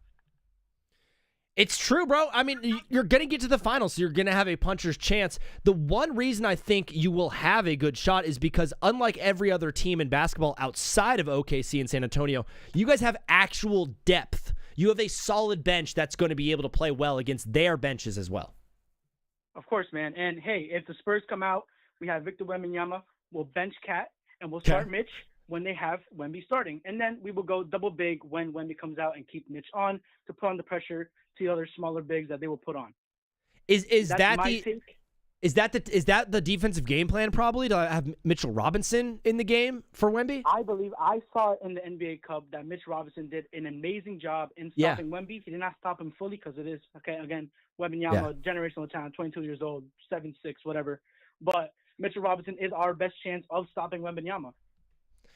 It's a great take. I absolutely love it. You're in New Jersey. That's pretty much New York. What is the emotion right now, just on the streets or in the buildings? Like, how are people feeling right now about the Knicks? Honestly, man, I live an hour away from New York. Yeah. 30-minute train ride. Yeah. I've seen it here in New Jersey. Yeah. Emotions are insane. I cried. I cried as soon as I saw we were blowing them out in the fourth quarter, man. Yeah. I actually went to Game 6 of Boston series last year in MSG. Whoa. Amazing experience. This Knicks fan base, it will take us to the chip. We'll win the chip with this fan base. But I also have a take on Landry Shamet, if you will allow me to talk about that. Yeah, hit me with the Landry Shamet, and then we'll take this next call. Got you. Okay, so obviously Landry Shamet did drop 30 points in one game. I don't remember which game it was, but he did drop 30, and he did go down with a shoulder injury. After that shoulder injury, if that shoulder injury did not happen, I believe he would have been Sixth Man of the Year. The way that Mike Brown was putting him in the rotation, how good he was playing. We got the Landry Shamet Sixth Man of the Year take. That's why you guys listen to TBWZ, because I'm the only guy out here that has a phone number allowing you guys to call in and deliver unbelievable takes like my guy Sebastian just did from Jersey. Bro, great stuff. Before you go, question of the day: what NBA player would make the best NFL wide receiver? I hate to say it, man, but VJ Edgecombe. He's young. He's not 6'5", but he is pretty tall, and he does have a great vert. He's fast. He has great hands. I believe he could do well in the NFL. It's a great take. Sebastian, thank you for following on Twitch and supporting the show. We'll talk soon, brother. God bless. All right, thank you. God bless. Chad, you're up. Chad with the 716 area code is up. I'm going to take one call after Chad. But you got to follow Mad Dog. Would you rather be an all-time Bills fan or an all-time Jets fan? Huh. I mean, if I'm a Bills fan, I live in Buffalo, and if I'm a Jets fan, I live in New York or New Jersey. So just for that, for comfort level, I'm going to say the Jets. What is up, brother? You are live on TBWZ Widescreen Radio. What's your name? Where are you calling in from? My bad. Say that again. I wasn't on speaker. Well, just what's your name? Where are you calling in from? Oh, Chad from New York. Chad from New York. Unbelievable, brother. I've been asking everybody all day. You've been watching the show. How can the New York Knicks win the finals? I feel like if the Spurs OKC goes to Game 7, both teams, regardless of the winners, would be pretty banged up, pretty tired, and then the Knicks would have so much time off, especially after sweeping the Cavs. Yeah. So I feel like that's how it's gonna go, and then depending on who it goes, if it's OKC. I feel like it would. I feel honestly both teams might take it to a Game 7 finals. Wow, I mean, a Game 7 finals with the New York Knicks in it would be absolute cinema. It'd be exactly what Adam Silver would want. Do you worry at all about the fact that you've had home court advantage every single round, and you're going to start this series on the road? Yeah, it's the thing. Like all these West teams are just like superpowers, and then most of the teams in the East are like light compared to the Knicks, so I feel like it'd be a good challenge. It will. And do you think Chalamet and Spike Lee and Kylie Jenner, do you think they're going to make the trip to OKC or San Antonio? I feel like definitely Spike Lee. Yeah. Is he still Knicks fan number one? Oh, yeah. Yeah. Through and through. Chad, you're in New York right now. I don't know if you're in the city or where you're at, but like, what is the buzz around the city? Are the emotions just so high right now? Oh yeah, and I have friends who are diehard Knicks fans, and they are just losing their minds.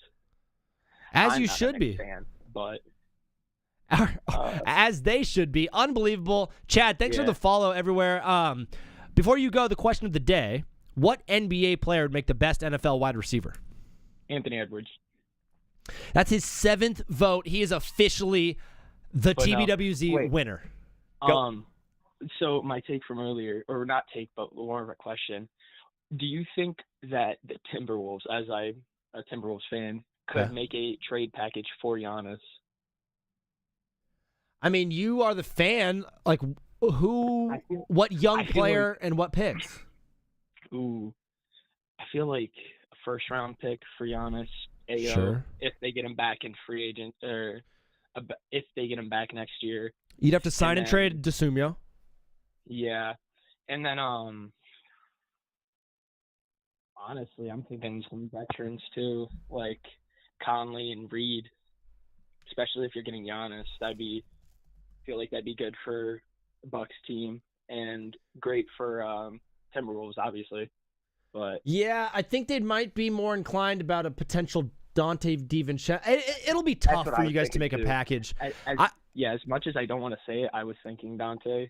You guys have a much better chance at getting Kyrie Irving, though. I think he would also help your team out a lot. Oh yeah, Kyrie or Ja would be amazing. Well, if you're running out Kyrie, DiVincenzo, Anthony Edwards, Rudy Gobert, and Julius Randle, that's a really good team. It's just over. I absolutely love it. My take from earlier was about the Wizards. I feel like if, especially with the health issues of AD and then Trey, I genuinely feel like their lineup could be good. They could be a play-in or playoff contender next year, depending on their pick and how they handle this next season. And what's the thing we always say about Anthony Davis? If he's healthy, he's good. Yeah. Yep, that's the I regret to I will not speak about the Washington Wizards because it's always if he's healthy, and so we'll play that game all season long. Chad, I got to go. Right. Unbelievable stuff, brother. Thanks for following the show. We'll talk soon. God bless. No problem. Thanks, Peace. You too. One more call, and then I'm going to do this article with you guys. Who here follows on Twitch? Goku, you wanted to go? 479? Goku, you wanted to go? 479. What is up, brother? You are live on TBWZ, our last caller of the day. What's your name? Where are you calling in from? It's CJ. It is CJ, my guy.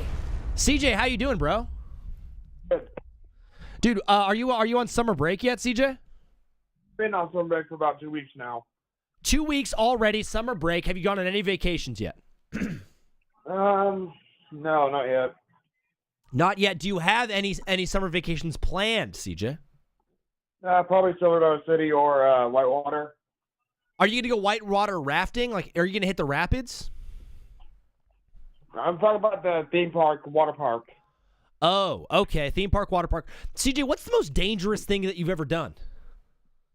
Jump a waterfall. You jumped a waterfall? Yeah. What, was it scary going into that? No, it's exhilarating. Not like most people say. I absolutely love that. That sounds so sick. CJ, you're calling in today's show. We're talking a little about the NBA. Do you think that the Knicks could win the finals? Totally. Are you all about the New York Knicks right now, bro? I'm more of the Chicago Bulls. Yeah, of course you are. CJ, any plans for tonight, Wednesday? Are you going to have dinner with the family? Are you going to watch a movie tonight? What's up? I'm probably going to play God of War Ragnarok. How long have you been playing God of War Ragnarok? What are your hours at? About an hour or two. All right. Are you close to beating the game? No. I was on the God of War 2018, 2016 until I cleaned up my day off on accident. Dude. What video game are you best at, CJ? COD. Call of Duty. Are you a Warzone guy, or do you remember Zombies? Oh, don't remind me. Call of Duty 2 Zombs. That was a classic there. Bro, Zombies was the absolute best, playing Keynote or Toten and 5 and all those levels. Bro, we had so much fun playing Zombies. That was the best. That was when Xbox Live was at its heyday. And if you're playing any of these new games, in any of these new zombies, just go do something else. You do not need to be playing that. Not at all. Brother CJ, unbelievable stuff. Did you have anything for the people on your way out, bro? Michael Jordan in his prime would definitely be good in the NFL. So he that's a great take. He tried to play baseball, but do you think if he played in the NFL, he would have had a good career? Yeah, because he did have a good arm. Yeah. You think he would have played wide receiver or quarterback? Quarterback. Wow, Michael Jordan, quarterback. What team do you think he would have played for?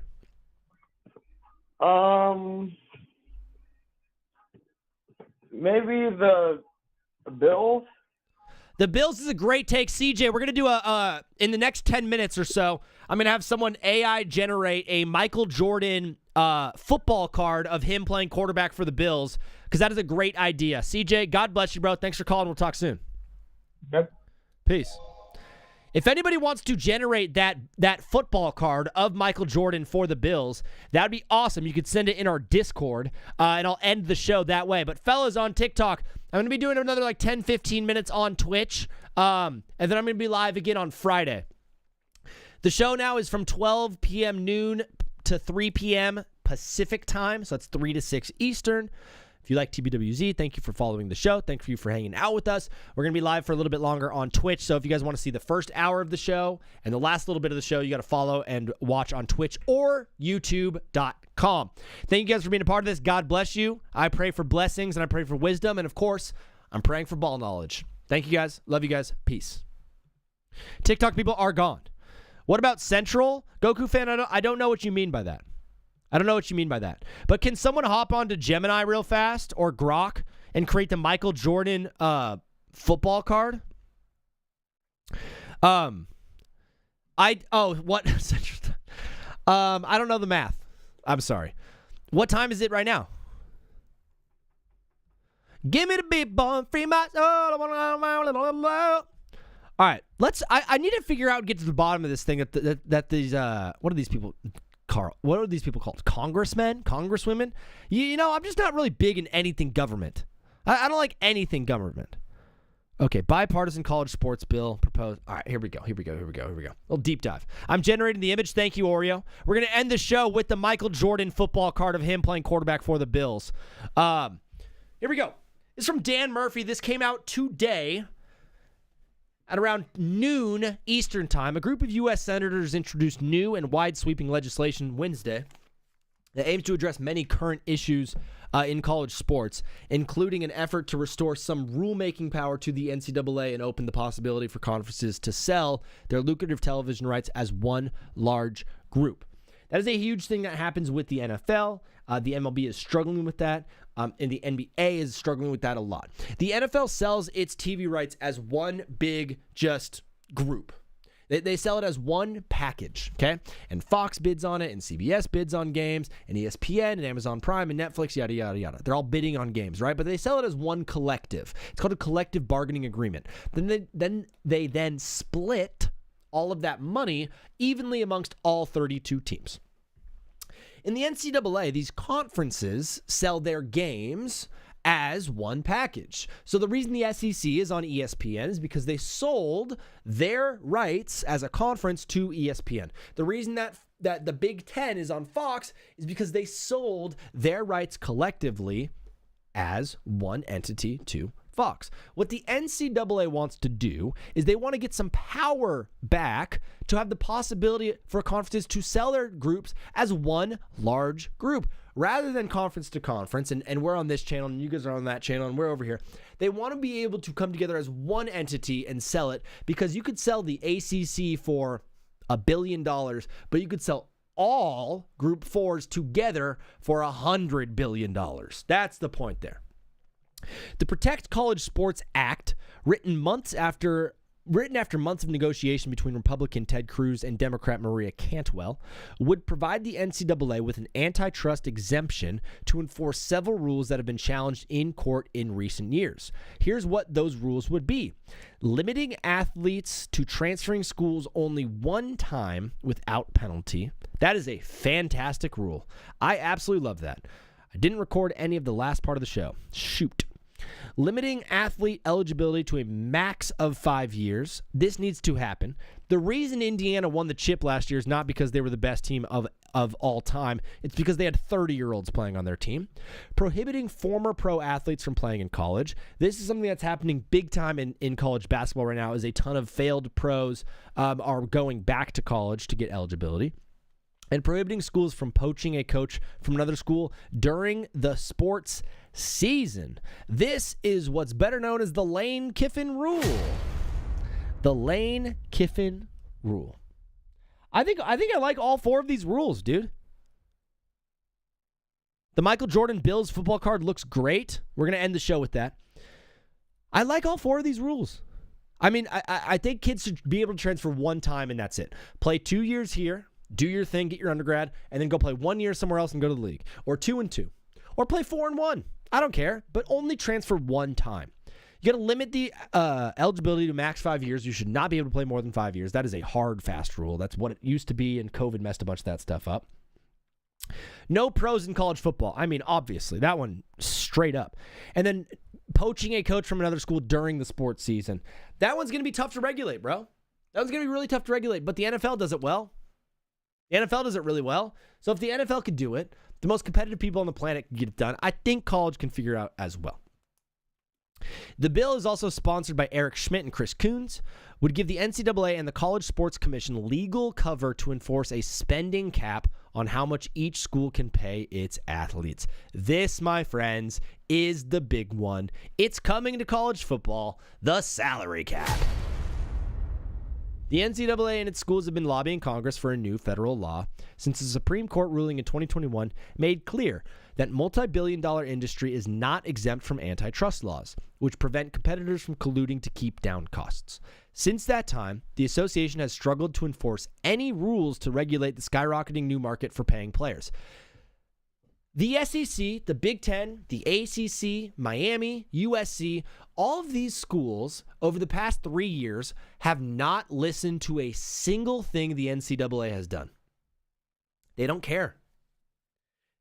The NCAA doesn't actually have power in this situation. Remember when Jim Harbaugh got in trouble for cheating? He gave himself a self-suspension. He suspended himself for 3 games. They weren't listening to anything the NCAA said. The NCAA has no power right now.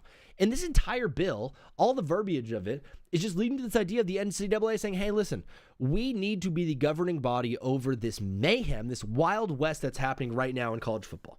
We need to keep things under check. We need to protect the players. We need to protect the schools, okay?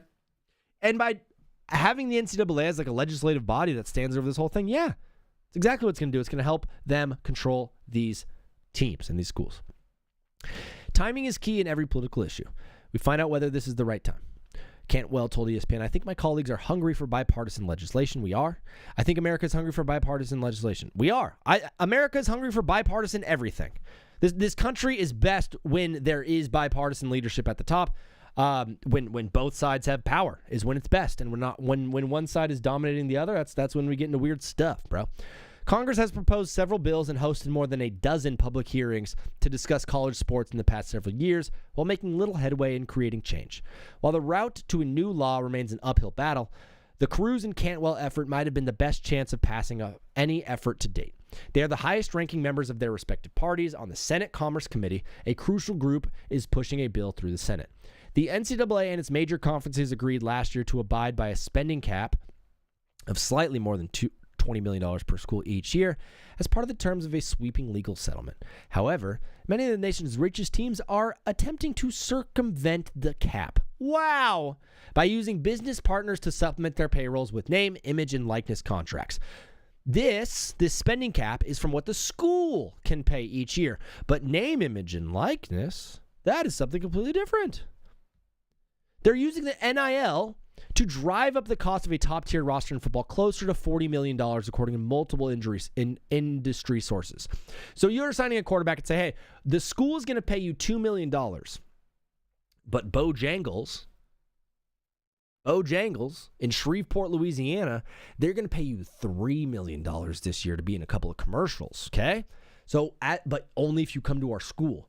So that is called circumnavigating the salary cap. That is exactly what Kawhi Leonard and Steve Ballmer and the Clippers were doing past couple of seasons. If the parties following want to come back to the table and say, let's raise the cap to 50% of revenue, the bill allows them to do that. We're not curtailing the opportunity for more revenue sharing. It's important to not let this be a runaway arms race. This is a stability bill, not just an NIL bill, said Ted Cruz. It's a great take, but this is the part I want to get to. The bill notably does not address whether college athletes should be considered employees of their schools. The NCAA has asked Congress to prohibit athletes from being employees, a classification that would make it possible for the athletes to form a union and bargain for additional rights. Oh, you guys are telling me that the big bad NCAA doesn't want their players to unionize? Wow. They want to pay them like employees. They want to treat them like employees. They want them to show up for work every day like employees. But they don't want to be named employees because they don't want them to be able to form a union.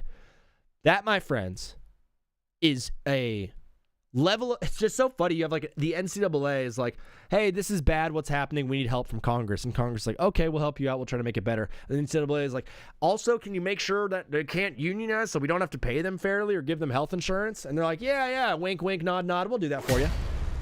It just goes to show, man. It's like you think one body is like a good group, but ultimately, like, no one truly is. We're going to end the show this way, brother. We did it. Oh, these are so fire. These are so fire. Michael Jordan, Buffalo Bills. This looks so sick. You also got like that 90s look to it. This is a 90. Wow. The 94 Upper Deck, too. You got the date right. Oh, this looks so sick, dude. What's the next one look like? Yo, not the on-card auto, bro. Not the on-card auto. This is a holo. This is unbelievable. A die cut. This card is so clean. Wow. It's not the shape of a card. It's very square. But this is unbelievable. You got the Jordan brand all over it, too. Jordan brand pants. He's the captain. Is he the captain in this one? No captain. Wow. This is a rookie year card. This is a rookie card. And this is like a new one that just came out of a repack from Topps. Unbelievable stuff, Oreo the Cat. Thank you for generating those. You are the absolute man. Thank you to everyone for watching TBWZ today on our new time. Today was super fun. And I just want to thank you guys and tell you I love you and thanks for hanging out with us today. It's time for me to drift away and get some more work done and hop on some stuff I got to do. But fellas, I love you guys so much. Thanks for tuning in today's show. I thought the new time worked really well. The graphics were fun on TikTok. I think it's going to provide some good stability for us moving forward. And I'm thankful that you guys are hanging out with us. New time almost works for my practice starts at 6. That's perfect, bro. Unbelievable stuff. Thank you guys for hanging out. All the new followers today. Unbelievable stuff. All the new callers today were so good. You guys absolutely rock. Thanks for hanging with me. God bless you. Vini, outie. Love you guys. I wanna get lost in your rock and roll and drift away. Give me the beat, boys, and free my soul. I wanna get lost in your rock and roll and drift away. Won't you take me away?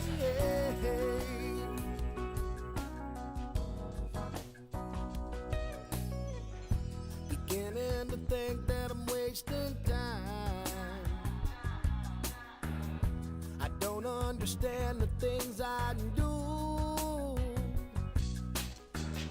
The world outside looks so unkind, and I'm counting on you. You can carry me through. Oh, give me the beat, boys, and free my soul. I wanna get lost in your rock and roll and drift away. Give me the beat, boys, and free my soul. I wanna get lost in your rock and roll and drift away. Won't you take me away?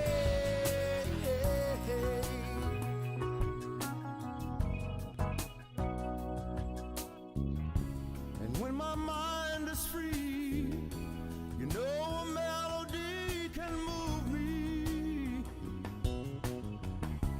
When I'm feeling blue, the guitar's coming through to soothe me. Thanks for the joy that you're giving me. The joy that you're giving me. I want you to know that I believe in your song. and rhyme and harmony. You help me along, oh, you're making me strong. Oh, give me the beat, boys, and free my soul. I wanna get lost in your rock and roll and drift away, drift away. And give me the beat, boys, and free